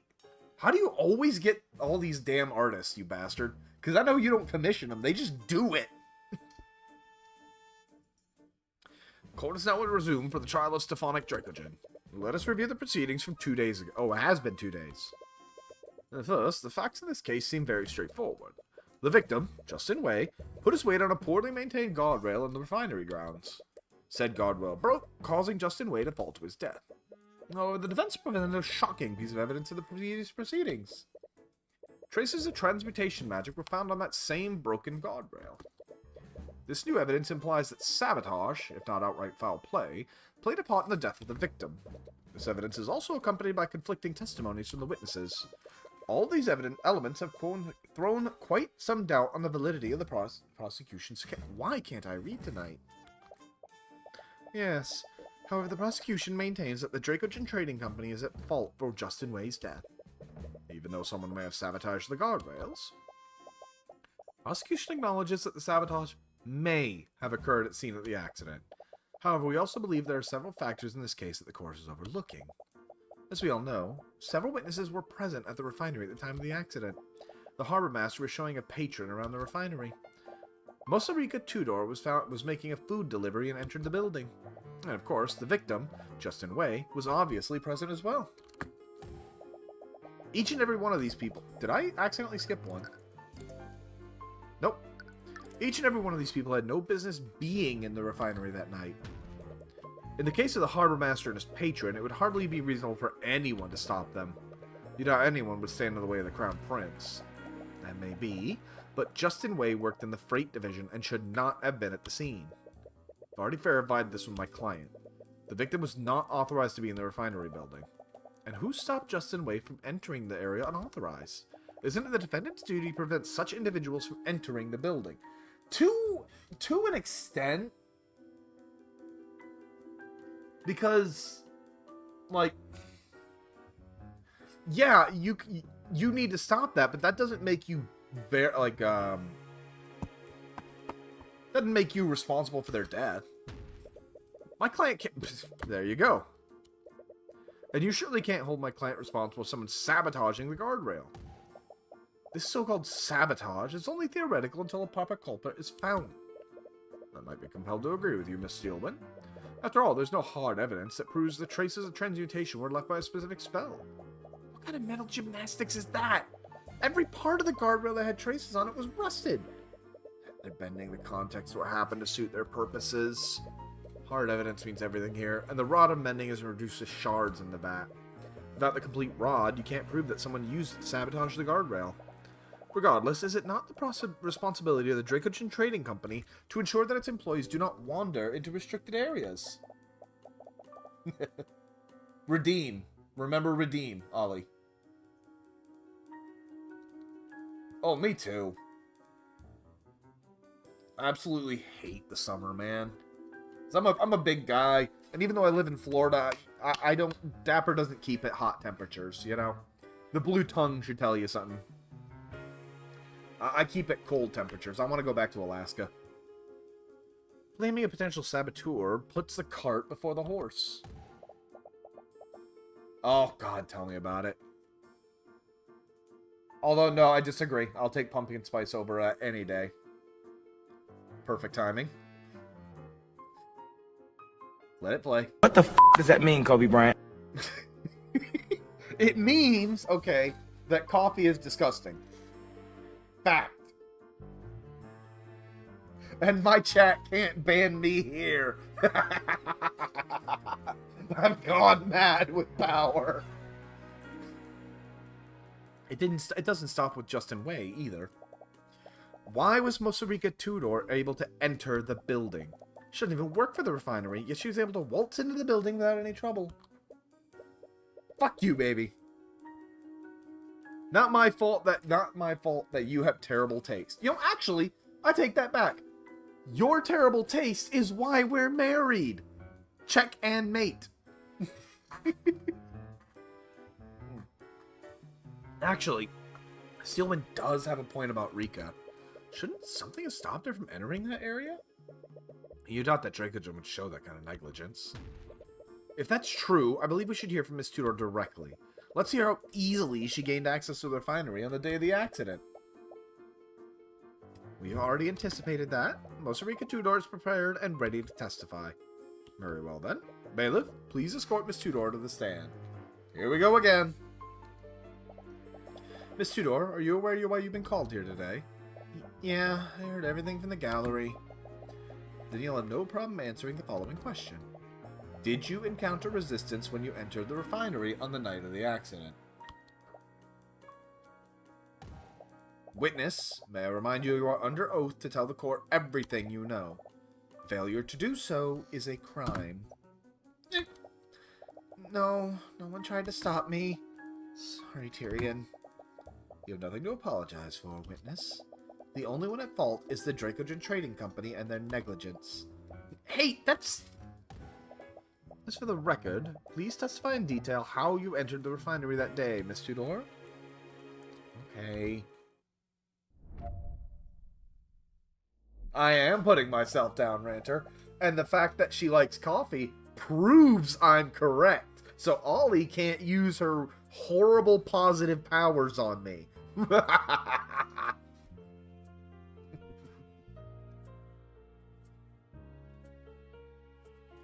That day, I was looking for Justin in the freight area, but I couldn't find him. I decided to look for him. The hell was that?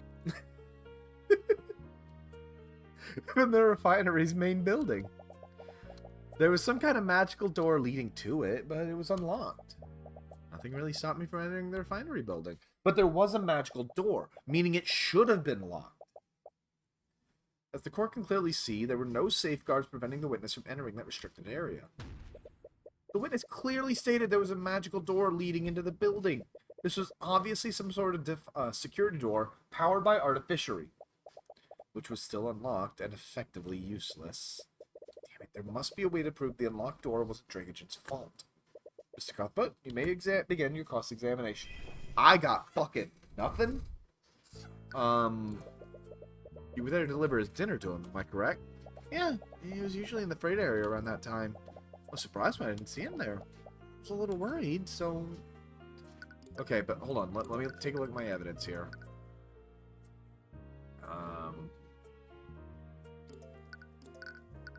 Transportation on the guardrails, Justin's job, blockade. What the f does that mean, Kobe Bryant? I intend to do some more alerts here this weekend. Yeah, I got nothing, man. Like, I know what's going on, but...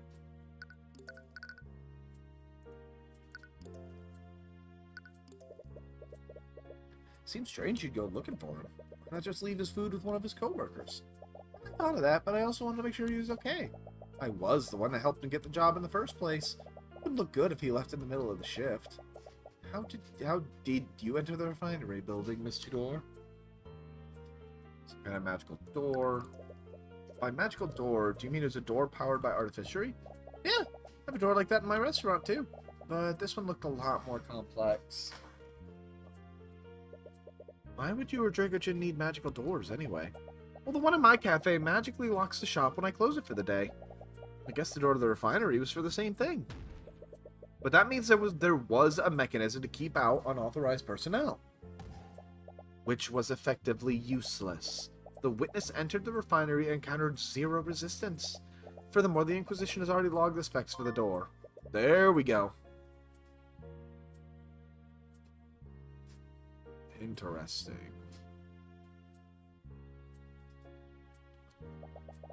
Did you use a key to unlock the door, Mr.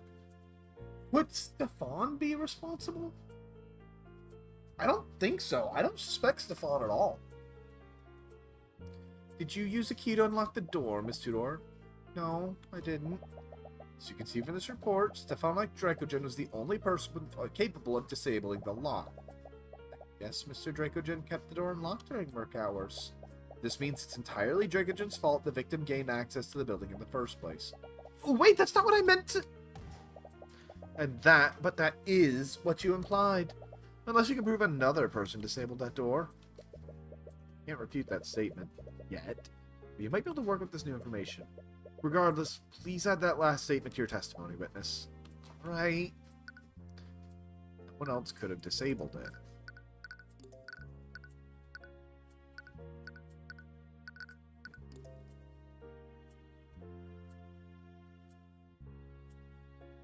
I mean,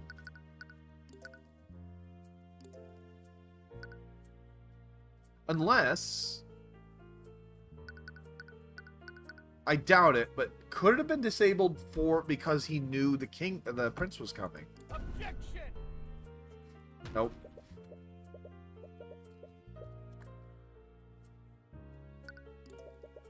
It's quite the leap in logic. The specs of that door state the lock can only be disabled by Stephanic Dracogen. Sorry, but I can't think of any other reason to be disabled. I mean, I get it. Sometimes I forget the key into my shop. It becomes a real headache when I get locked out. Makes sense, but would Dracogen really do something? The lock is designed to be disabled by Dracogen. Perhaps someone did something to bypass that. No, it's definitely something with this. But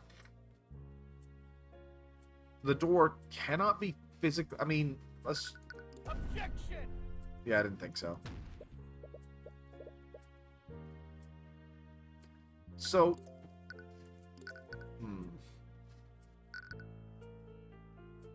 Objection! We got a meeting scheduled. No. What do I have?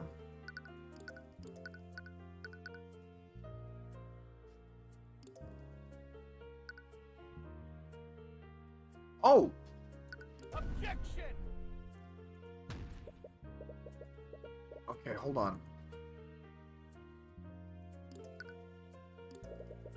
You sure you're not forgetting any obstacles you encountered? No, I remembered something like that. Someone told me I wasn't supposed to be there, and I just left. Actually, it's definitely strange. Dracogen must have precaution to prevent that. So it's definitely that. There's something I have to present here, but what? No, not a spell.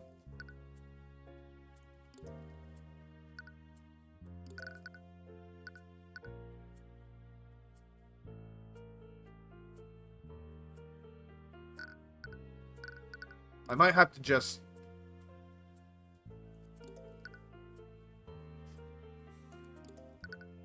It's not the meeting. Objection! I'm trying to say... Yeah, that's what I'm trying to say, is that the prince's visit... That he did disable it because the prince was coming, you know?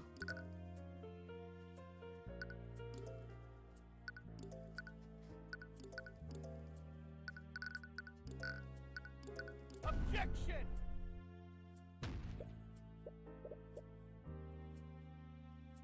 But everyone seems very sure that somehow Justin or someone else was able to disable it. I don't have a profile for the victim? What the hell?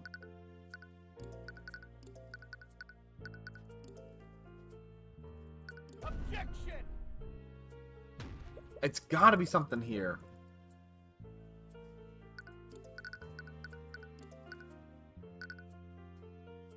Objection! Yeah, that... Because that's the only thing. If he knew the prince was going to visit, and we also have testimony here that... Let's see. Justin told her that he was on his way for a scheduled meeting with Stefan Dracogen. So he would leave the door open because he was going to have a meeting.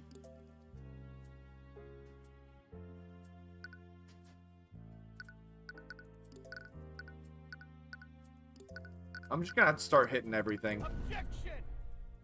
I got no idea what they want, what they want me to throw.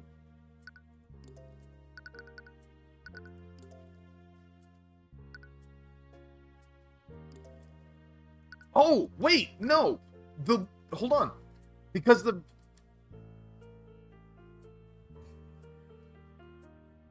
what I'm thinking, because no, that Objection! Yeah, I got nothing here.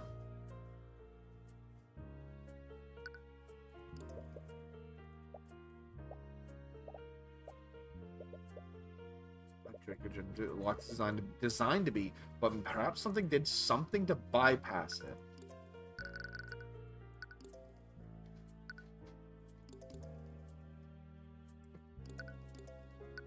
And that's usually how these games work, is that once you get that opening,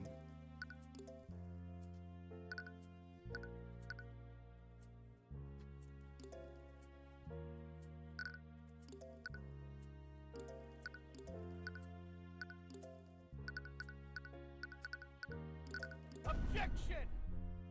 I'm just throwing shit at the wall at this point. I know what it wants. I know what I need to say, but I don't know what it wants me to say. Because also Von Sanctus could have done it too, because Von Sanctus created the security system for the refinery. So he has the ability to shut it down too. Objection! I'm just throwing shit at the wall here.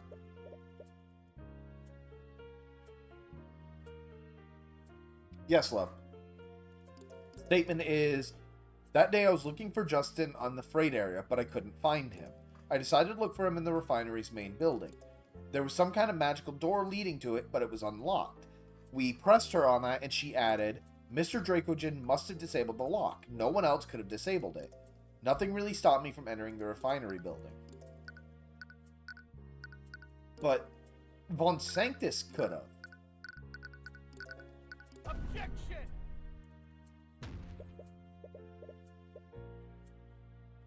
Yeah, I'm admittedly kind of stuck.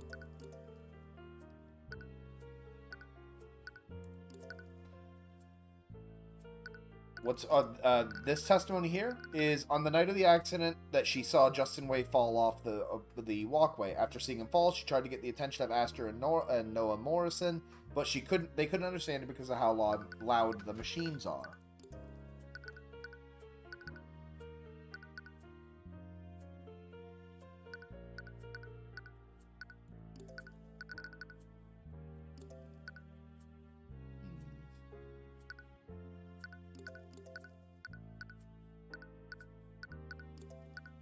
Objection! I'm literally just throwing shit at the wall to see this. I don't want to have to look this up.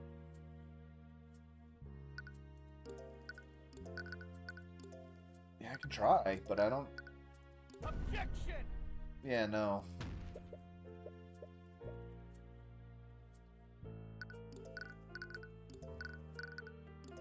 And the clue they give after finishing it, Rika didn't realize she'd entered a restricted area, but the fact she was able to enter it is so strange. Dracogen must have had precautions. Maybe the employee got lazy and disabled the lock against his orders. It's possible, but Dracogen allows something like that to happen. And if you press her on her new statement, it's quite the leap in logic. The specs of the door state that the lock can only be disabled by Stephanic Dracogen. Sorry, but I can't think of any other reason it would be disabled. I mean, I get it. Sometimes I forget the key to my shop. It becomes a real headache when I get locked out. You suppose that makes sense, but would Dracogen allow really do something like that? It's designed to be disabled only by Dracogen, but perhaps someone did something to bypass it.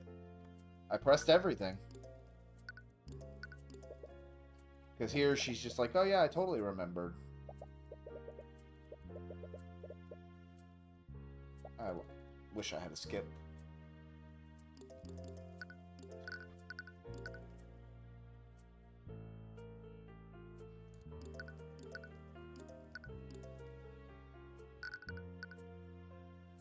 Objection!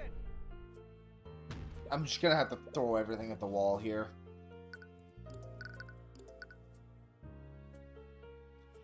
Let's see, the other testimonies I have are Astor and Morrison's, which I did use, which just states, it says basically the same thing, except for the fact that that Mosarica pointed at it, they saw a figure lean on the guardrail and break it.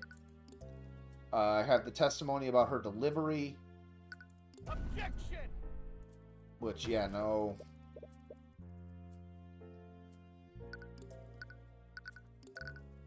And I have the testimony, which I already used this, that...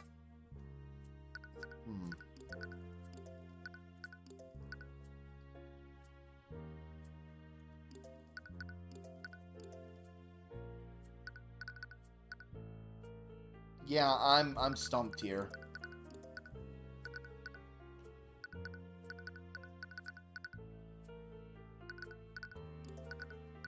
Because I know what they want. Well, not what they want, but I know what I want to say. Objection! I also have a testimony saying that they were going to have a meeting, but I pushed that, and that doesn't do anything. Yeah. I've used Astor's and Morrison's. I've used the meeting testimony. Objection!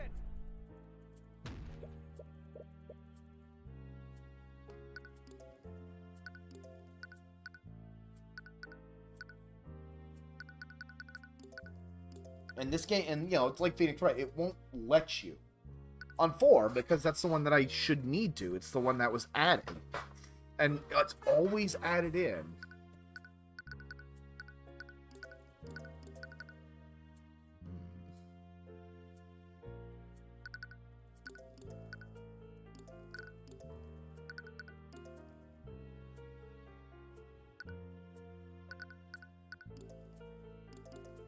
Let's see. Justin wasn't there. Decided to look for in the ravine building, some kind of magical door, but it was unlocked. Objection!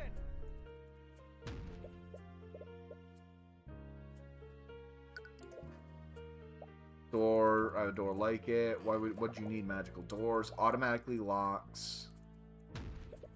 But that means there was a mechanism to keep people out, which was useless. Entered the refinery and had 0 resistance. Did you use a key? No, I didn't.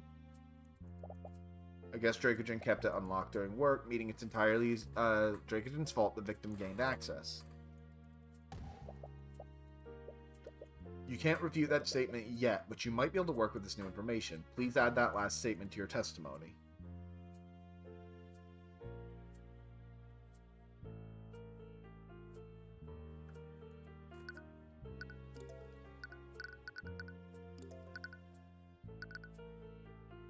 Objection!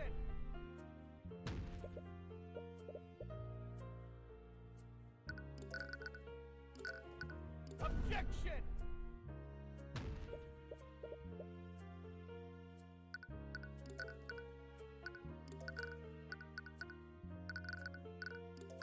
Objection! I think I'm actually gonna try figure this one out, or guide this one out.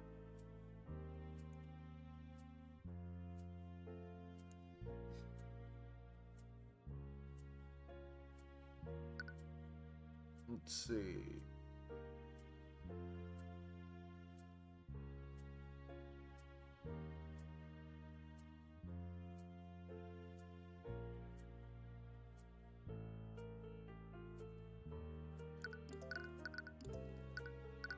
Really?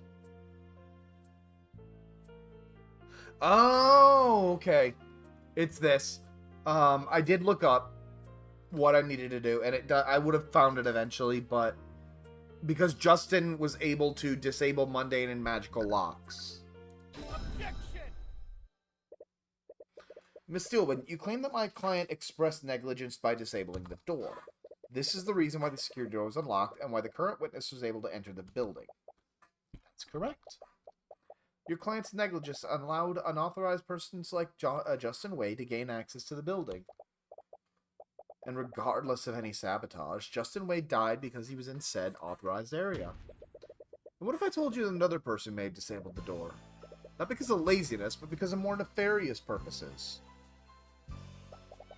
What are you talking about? If you recall, the witness entered the refinery building and spotted Justin Way afterwards. This means that Justin Way entered the building before her. So that begs the question, how did Justin Way enter the building? The answer is obvious. He entered the same way the witness did, through the unlocked door. Not quite, Miss Steelwit. Since this trial began, we still haven't answered why Justin Way entered the refinery building. This is still a complete ass pull. It doesn't matter. There's no proof that he did it. He entered the refinery building with the intent of robbing my client's personal safe. I already told you, Tyrion. You'd never do something like that. you feel a little guilty about insulting a dead man's name like this. It's the only possibility that makes sense. Sorry, Rika, but there are things about Justin that even you don't know about. The truth is he was deeply in debt to a crime lord named the Eye Taker, and he was extremely desperate to wipe that debt as soon as he could. Crime lord? I won't ask how you came across this information, Mr. Cuthbert, but what does this have to do with the disabled magical lock? To Steelwind, Justin owned a set of tools that he used for picking mundane and magical locks. The safe he was planning to rob in my client's office was in the refinery building. I have witnesses who saw Justin retrieve those tools shortly before the night of the accident.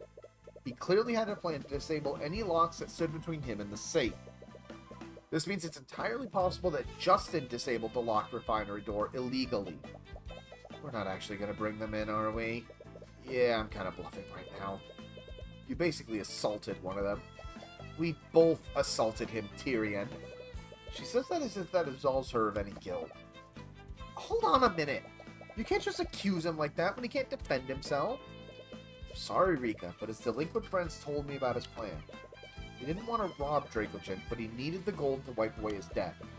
If Justin wasn't the one that disabled the lock, that would only leave Dracogen. But there has to be an explanation where neither of them is guilty. She not only believes in Justin, but a scenario where both Justin and Dracogen are innocent is entirely too optimistic, if not impossible. It's not as if you're entirely certain about what actually happened that day, either. Alright, Rika. You knew Justin better than I did. Let's assume you're correct. Neither Justin nor Dracogen disabled the locks that day. How did either of you enter the refinery then? Well, someone must have disabled it before then. Wait, let me think through this. Yeah, I'm sorry, that's a bit of an asshole. Plenty of people could have disabled the locks. Maybe one of the employees got lazy and forcefully broke it. There was also that nobleman who was with Mr. Morrison. He's a mage and could have used magic to do it. He could also have been one of the maintenance constructs. Hey! I saw one working on the machines. Maybe that one of them broke the lock. I can barely begin to point out all the issues with your theories, Miss Tudor. Recall, the entrance lock can only be disabled by Stefanik Dracogen. Mr. Cuthbert's theory makes more sense than your list of suspects.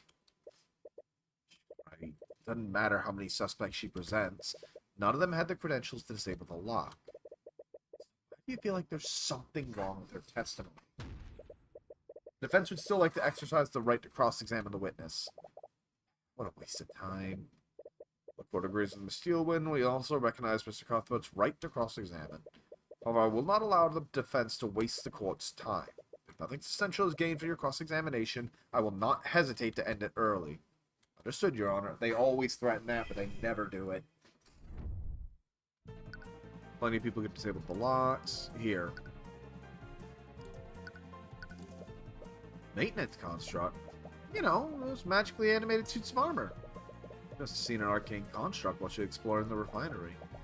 Arcane constructs only perform the actions they're ordered to do, and a construct at an arcane refinery would only take orders from their administrator, Stefanik Dracogen. Unless you want to imply that Stefanik Dracogen ordered the construct to break the lock. May I remind the prosecution that constructs are prone to error and misinterpretation of their orders. Perhaps the construct accidentally broke the lock while carrying out its usual orders. The Inquisition found no evidence of physical tampering on the lock. And if they had, the security system would have been alerted the moment it's happened.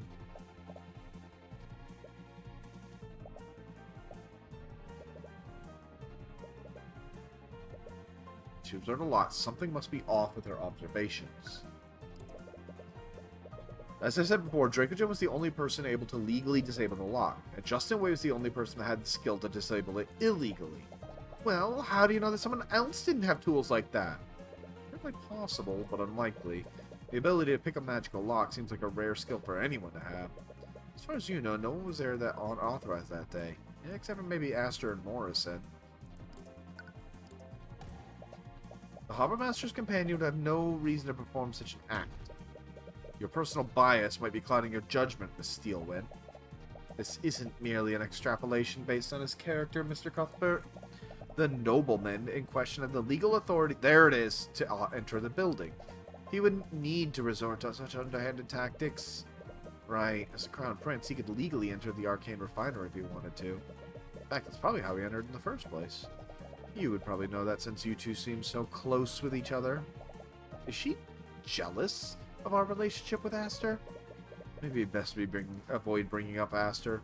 Bingo! Objection! Not that one.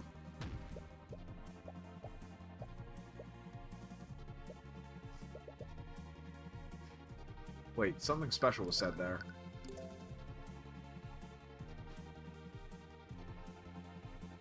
Well, I suppose you're correct in that, Mr. Cuthbert. Almost every element of the witness's testimony is contradictory.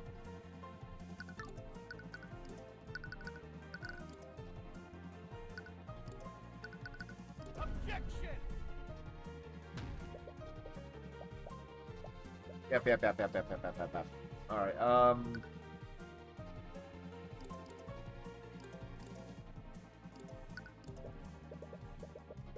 Steelman did. Okay, we already know they didn't. It's definitely this because it's something. Do I present? Objection!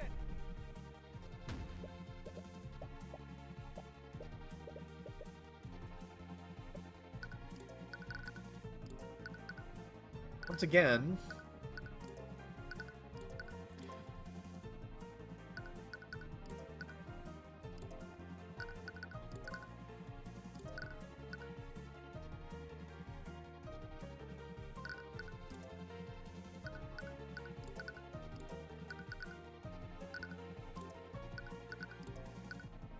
Problem here, like, I know what it wants. I know the truth of it is that they could have opened up the door for Aster.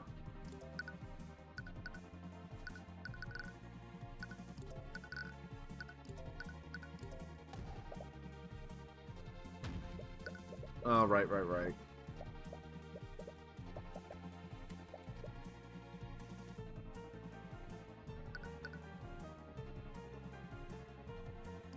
But the maintenance constructs being there are a good thing to know. Delinquents.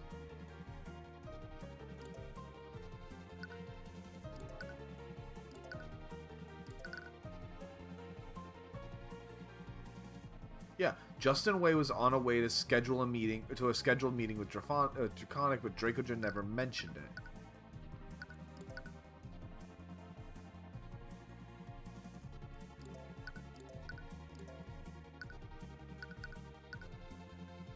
Objection!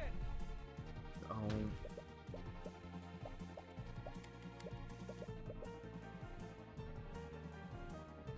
What's the hint? The contradiction is not readily apparent. There's another contradiction. Not sure, but I can't help but she said something that doesn't fit in with what we know already. He could have disabled the locks. One of the employees got lazy and broke it. Nobleman that was with Morrison. Yeah, it definitely wants me to bring this up.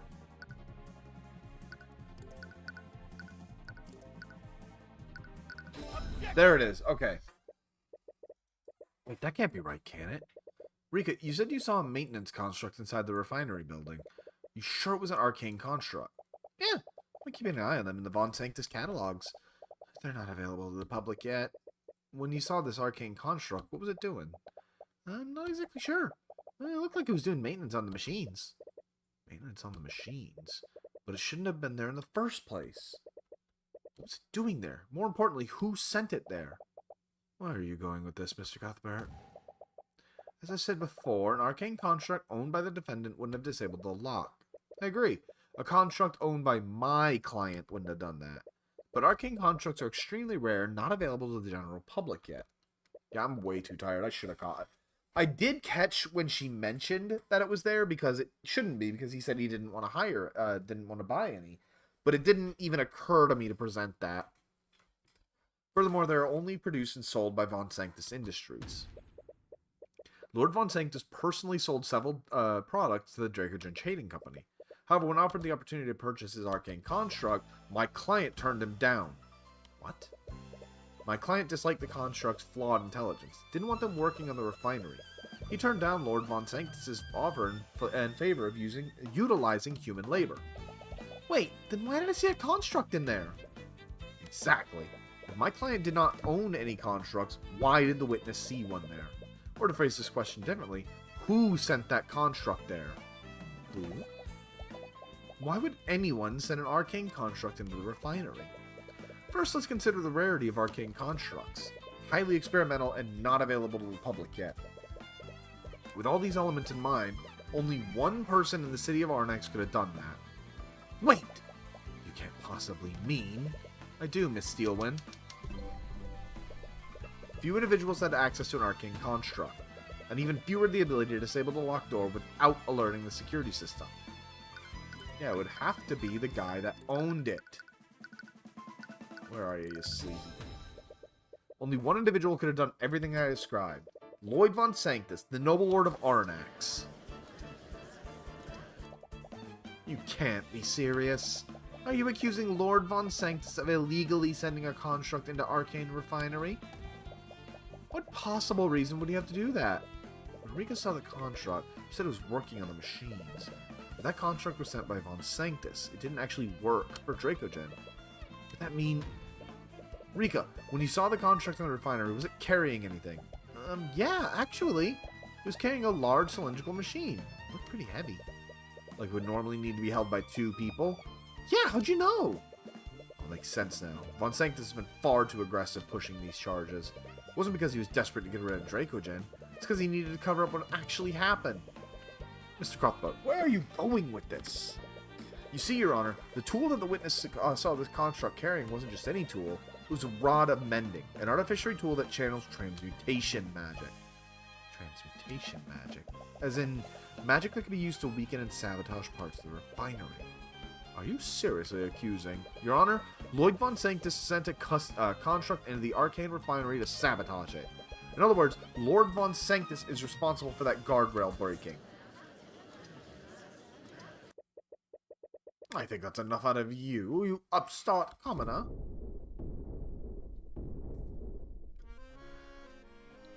Excuse me. The judge really needs to stop letting these guys barging on the stand. To be fair, who's going to stop a noble from a pillar family? I've had enough of these blatant accusations.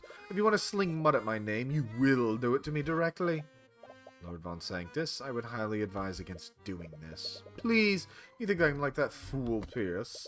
The defense's theory is laughable, and I have several pieces of evidence that can easily prove my innocence, he said while terrified. He's a good poker face, but the eyes telling me he's a little desperate. Very well. If the defense wishes to accuse you, I see no harm in allowing you to defend yourself. Court would very much like to hear your testimony on the matter.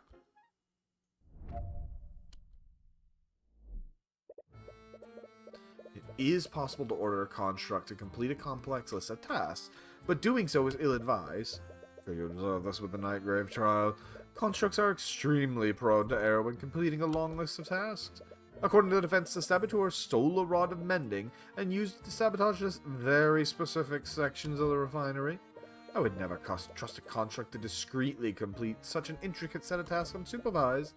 And before you ask, I was miles away from the refinery at the time of the accident. I have several associates who can confirm this alibi. Therefore, I had no way of observing this construct from afar. Bingo! Gotcha, bitch. As soon as he said communication, it was over. That actually makes a lot of sense. The Nightgrave trial revealed the risks of ordering a construct to commit a crime. Nevertheless, Rika saw a construct at the refinery that day. That's indisputable. He definitely gave the construct a complex list of tasks to sabotage the refinery. That raises one question. How did he account for the construct's error-prone logic? He didn't! Give me your spell codex, bitch! Because of the spell, send message. Von Sanctus, you testified there was no way for you to observe and communicate with the construct. Am I correct? Yes. I was at the meeting with Steelwind that entire day. Anyone could testify to that fact. Not disputing your so-called alibi, but it's not as airtight as you might think. What are you talking about? I was there at that meeting, Mr. Cuthbert. Lord Von Sanctus may have been absent in mind, but he was there physically. Absent in mind, so his attention wasn't focused on the meeting, which means his attention was somewhere else. Suppose you're correct, Miss Steelwind, but I have one question for you, Lord Von Sanctus. And what would that be? Are you able to cast the send message spell? What? Miss Steelwind, your client may have been physically at the meeting, but his attention was somewhere else, wasn't it? He could have used a combination of spells to view the construct during the meeting, and he could have used the send message spell to communicate with it over a large distance. If my claim is truly false, your client should have no trouble disproving it with his spell compendium. Well... Von Sanctus? You appear to be hesitating, Von Sanctus. Can I assume you do know how to cast send message? If so, that would punch a gigantic hole in your alibi. Steelman, you were there, weren't you? My attention was fully there. You had a cover for me. The idea of communicating with a construct is absurd. I'm afraid I can't say that, Lord Von Sanctus. Steelman? I did find it odd. Your attention appeared to be elsewhere, despite the gravity of our discussion. I seem to recall you speaking under your breath the entire time. I'd always just assumed you were muttering obscenities. But Mr. Cuthbert's explanation does seem possible. What are you saying? Are you obligated to defend me? I am obligated to represent you to the best of my ability. I am not obligated to forge your alibi for you. Lord Von Sanctus, I'm afraid the court needs an answer. Are you able to cast the said message spell? Fine! I admit it, okay? I am able to cast said message. But that still doesn't prove anything. His voice betrays a hint of desperation. You're right where you want him. Now's our opportunity to deal the final blow. So why do you feel so uneasy? There's still two details that don't sit well with you. When I looked to see what it was, I saw that Justin had tumbled over the guardrail. Rika saw Justin fall over the guardrail, even though Von Sanctus sabotaged it. Blah, blah, blah. Both saw someone fall off, but two different people. The second person that fell into the vault is still unaccounted for. You're an idiot. Luckily, you don't need to prove the second person existed, but not having an explanation for Astor and Morrison testimony still irks you. However, even if it's not a clean ending, there's only one way forward, and that's revealing Von Sanctus for the petty saboteur he is. Argument time, baby! Why'd you hesitate so long to answer my question, Von Sanctus? You know very well why I hesitated. Why would I willingly give you evidence? You clearly intend to use it against me. Regardless, this entirely disproves your alibi. You could have communicated with your construct at the meeting. By that logic, I could be the mastermind behind every crime that occurs in Arnax. Someone else could have sent that construct. I may have the means to commit the crime, but there are plenty of other individuals that could have sent an arcane construct. No, they couldn't, you dumb motherfucker.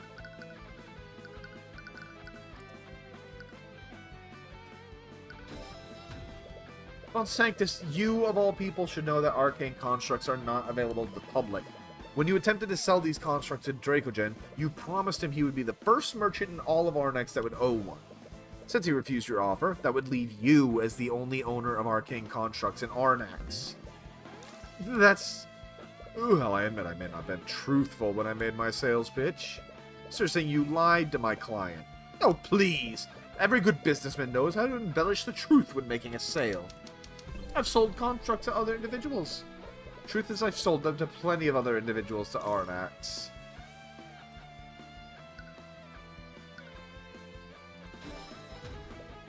Frankly, Von Sanctus, I find that hard to believe. After the Nightgrave trial, you must have been a lot more fearful about who you sold your constructs to. You only tried to sell your constructs to Jacogen so you could control him. You wouldn't have done that otherwise. Is that so? Then why don't you prove it? No, Von Sanctus, why don't you prove your statement? Show us any invoice that proves you made a sale to someone in Arnax. Well, who says the saboteur lived in Arnax when I made the sale? Are you serious? Arnax is a trading hub. Plenty of people come and go from the city. Wrong. Any one of my customers could have secretly entered the city to carry out the sabotage. Yeah, that's cute. It was blockaded, dude. Von Sanctus, you might have been right under any other circumstance, but the Kingsguard locked down the city on the day the accident occurred. No one except for a select few individuals could have left or entered the city. And due to the gravity of the situation, the Kingsguard created profiles of everyone within the city. Why don't we cross-reference the records taken by the Kingsguard with the list of individuals you've sold constructs to? But I suppose when we react, that list would come up empty. So why don't you admit your crimes, Von Sanctus, or do I have to drag the evidence into court myself? Wait, drag the evidence into court? How could I forget? What? Why don't you go ahead and do that, Mr. Cuthbert? Bring in your so-called evidence. I don't know where this confidence is coming from, but we can easily detect traces of divination and transmutation in the constructs you own. Assuming the construct still exists, that is. Wait, that's right. If he used a construct to commit a crime like this, he'd have definitely disposed of it by now. Even with the blockade, Arnax is a gigantic city. With his resources, he could have hid into anywhere. Be a needle hidden in a town of haystacks. We still have the testimony of Mosarika Tudor, and I'm sure many other people saw that construct walking around the refinery. The common folk can hardly be trusted to recognize complex artificery. Without the actual construct, all you have are several unreliable witnesses. Tell me, Lady Sealman, can I be convicted of such a serious charge with such evidence? No, I suppose not. Damn it, is he seriously gonna get away with this? No, you still have one card up your sleeve. You just find out where he disposed of the evidence. You might be able to direct the Inquisition there. Come on, focus on his thoughts. Yeah, exactly. It's not just the shards, baby. It's specifically... not the text log.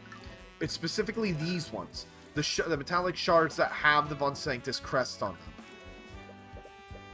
Activate the Empowered Eye. Your dignified glaring will do you no favors.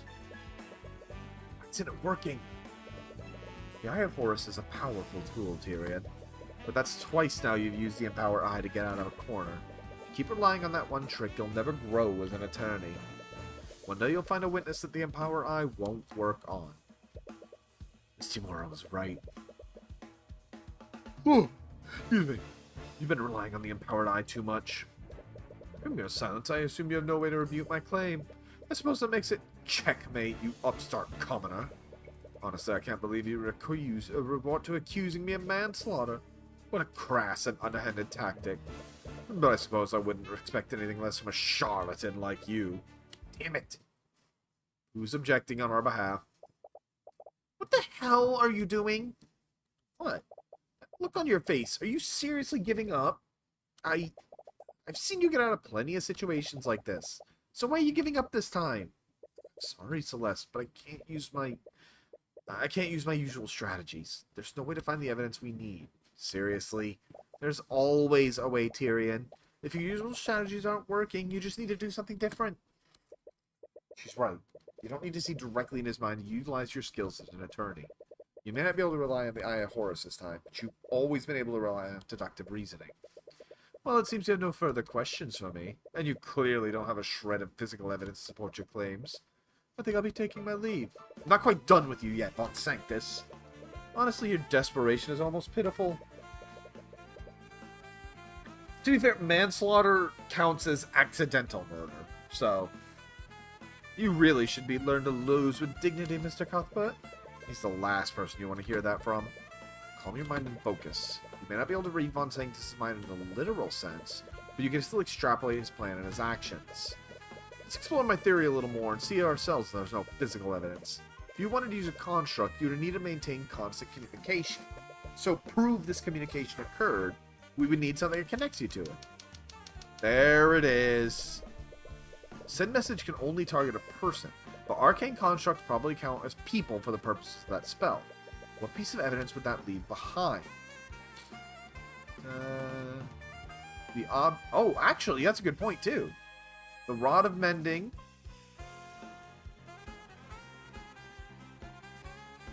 No.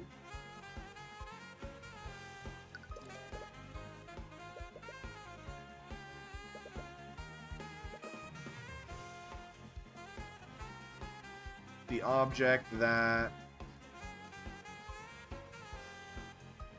oh, yeah! It would have been the... it would have been the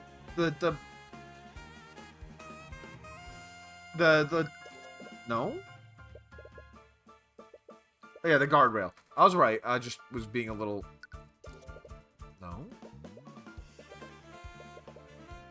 Oh.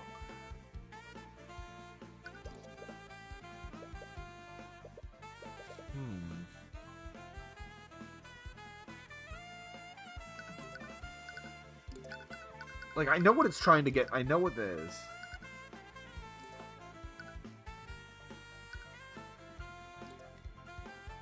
It would have been the object that Stefan was attuned to. Oh! No, here it is. The vat that Justin Wei fell into. Oh my god.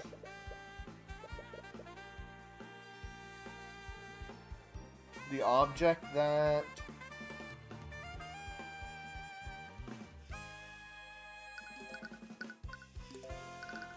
Look, we know this is the piece of evidence.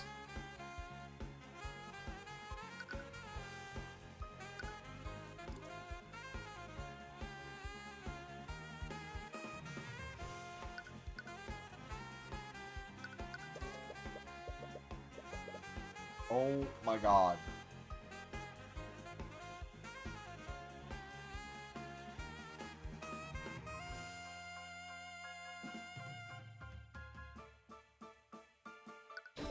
There we go.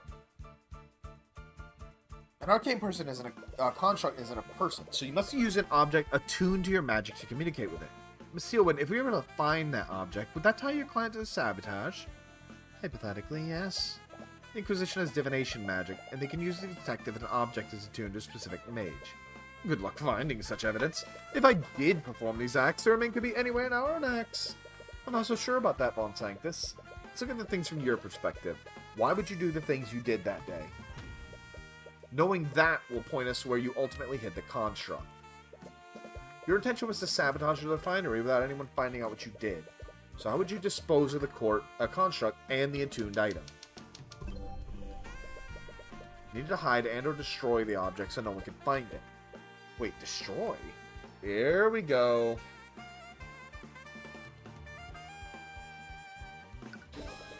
Use the vat of volatile liquid. Suppose that makes sense. You found the remnants of the rod of mending in there too. Wouldn't that mean the object is fully dissolved? Exactly. There'd be no physical evidence for you to find. And that's not necessarily true. You threw the rod of mending into the vat, and that didn't fully dissolve. What?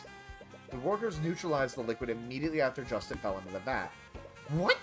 Neutralizing that liquid would have rendered it unsalvageable and useless. Doing that would have cost Dracogen a small fortune.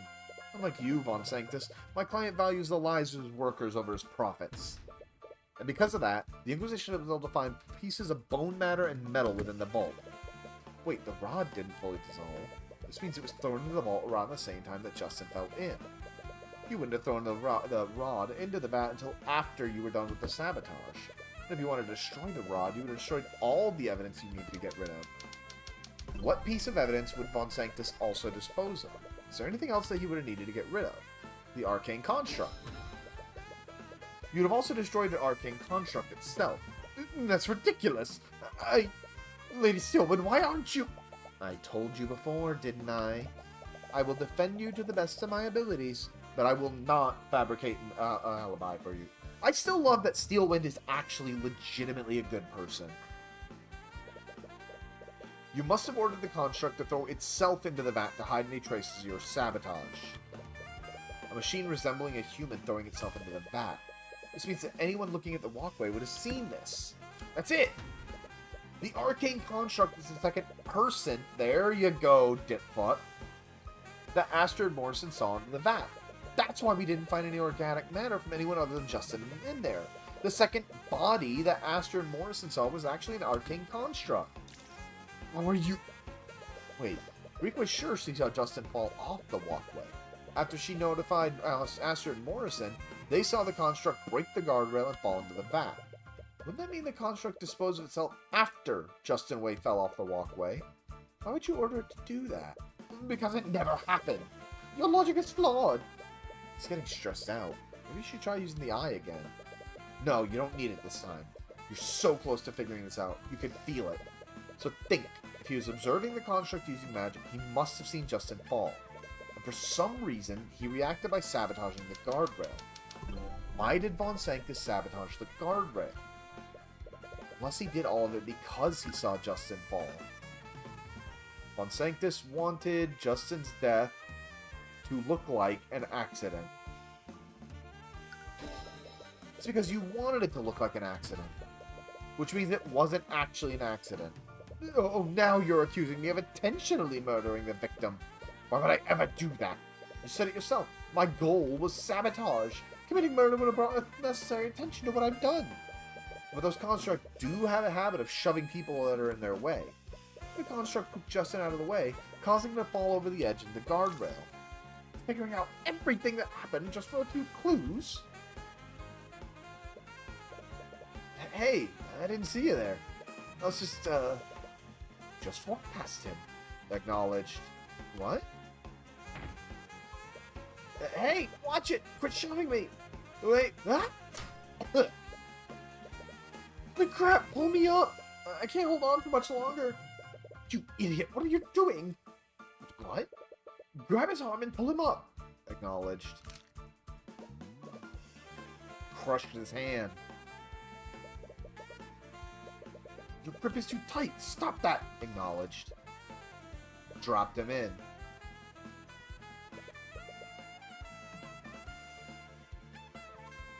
It may have been unintentional, but either way, you would have been at fault for Justin's death, not my client.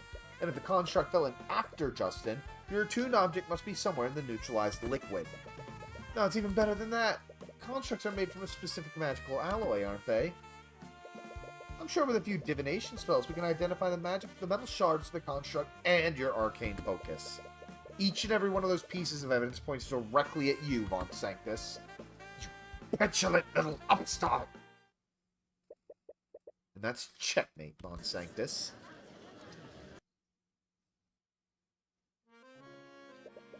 Why don't you save us all a little time, Von Sanctus? Admit to what you did.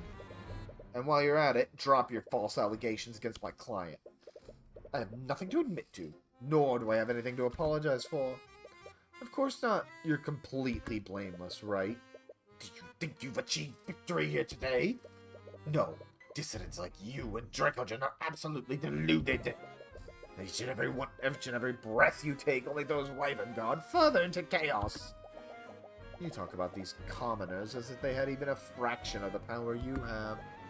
Lady Steelwind, you need to see reason. They lack awareness of the power they truly have. What? These people have infected you in His Majesty with these idealistic delusions. I implore you, I implore both of you to see reality for what it is. No, Von Sanctus. The true reality of people like you become threatened when we challenge your power.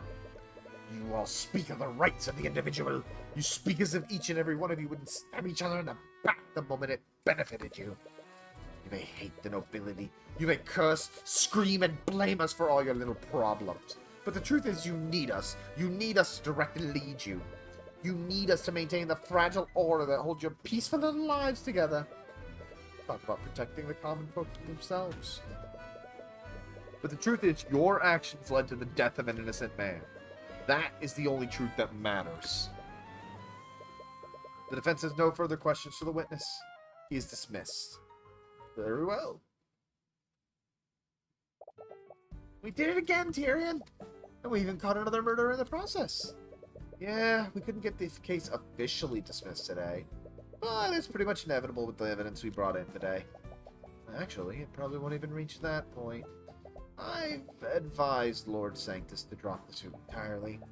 Word has already spread regarding the evidence you brought forward.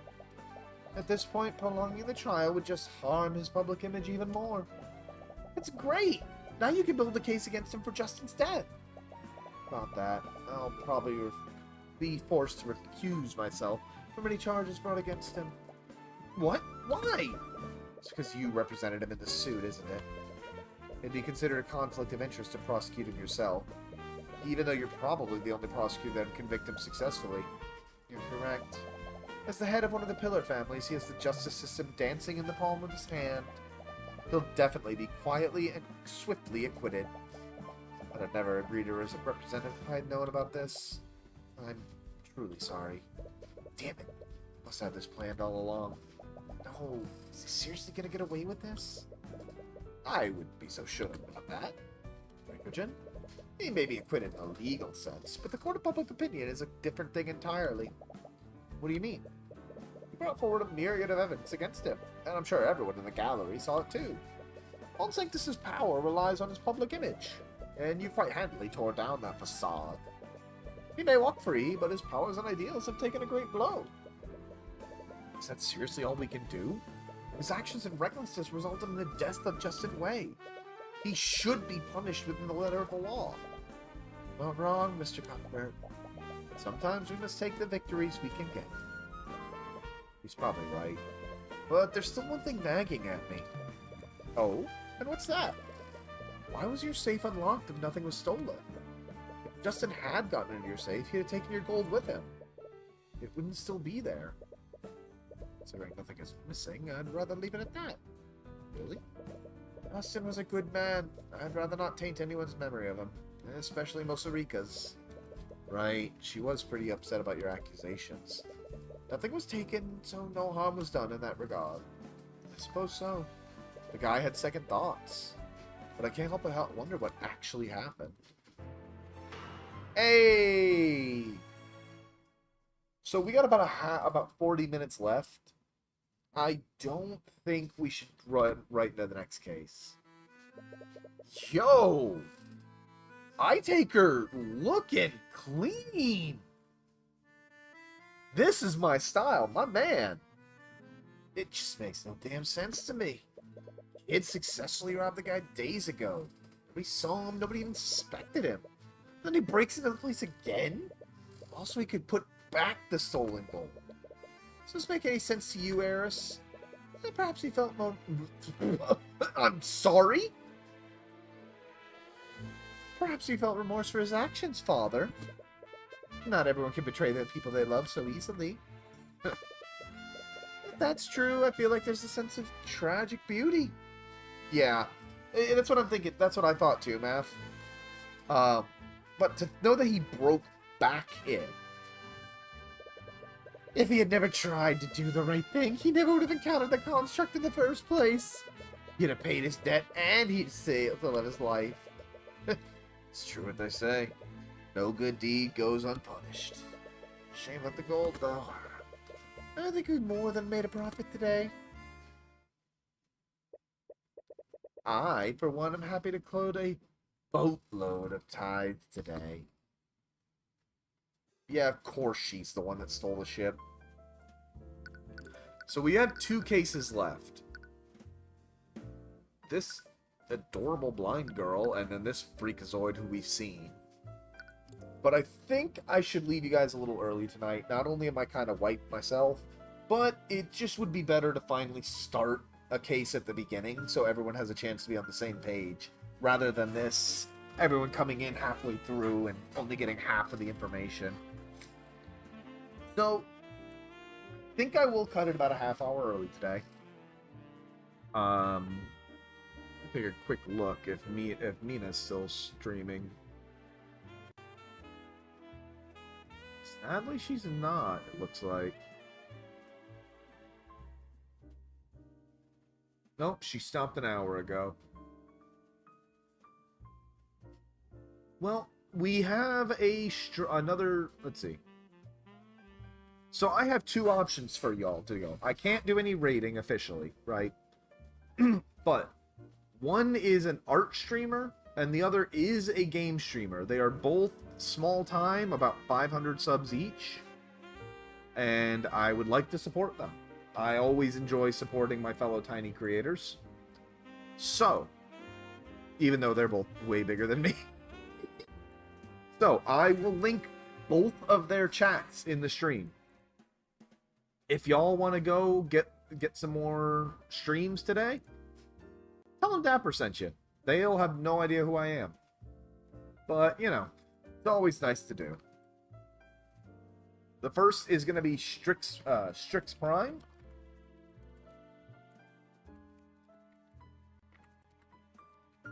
Who's doing an art stream. Or if you're in the mood for a game, Fruit Melody is playing Dead by Daylight. So,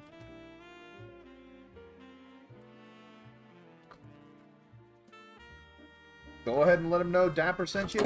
Jesus Christ!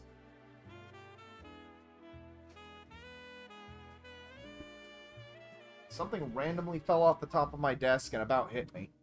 I saved the fragile thing, though. Anyway, as I was saying. Ooh, mostly saved it. Feels like it got a little cracked. But it's fine. Weird. Hon, it was my certificate. Like, for my name. It does feel like the frame's cracked a little bit, but it's just weird because nothing touched it. So I got a ghost throwing shit at me. Ghost doesn't like fruit, I guess. Oh well. But anyway, as I was saying, if you want to do a game stream, Fruit Melody is doing Dead by Daylight. Let him know it's a little mini raid from Dapper, and I wish him luck. So, either way, thank you all for coming tonight. Whether you stay... Yeah, no shit. Stop it, Ghost. We're leaving as soon as we can. That's just so weird. I'll clean that up in a minute. Anyway, thank you all for joining me again today. Whether you've been here the whole time, whether you've been here just for a few minutes, I appreciate every second that y'all spend with me. It means a lot to me, because time's something you can't get back. So, everybody, please be patient while I continue to flounder around and try and get my outro up. So, everybody, have yourselves a great night, great day, whatever. Next week, I have to think of something new for Monday. It might be another one-off. We'll see. Who knows? Maybe I'll just chill. Maybe we'll just chill, do something like relaxing, like Elite Dangerous or something like that, and just basically have a chatting stream. Who knows? I'll figure it out. I'll let you guys know by Friday. So, thank you all for coming. Have yourselves a good day, good night, good weekend, and as always, stay golden.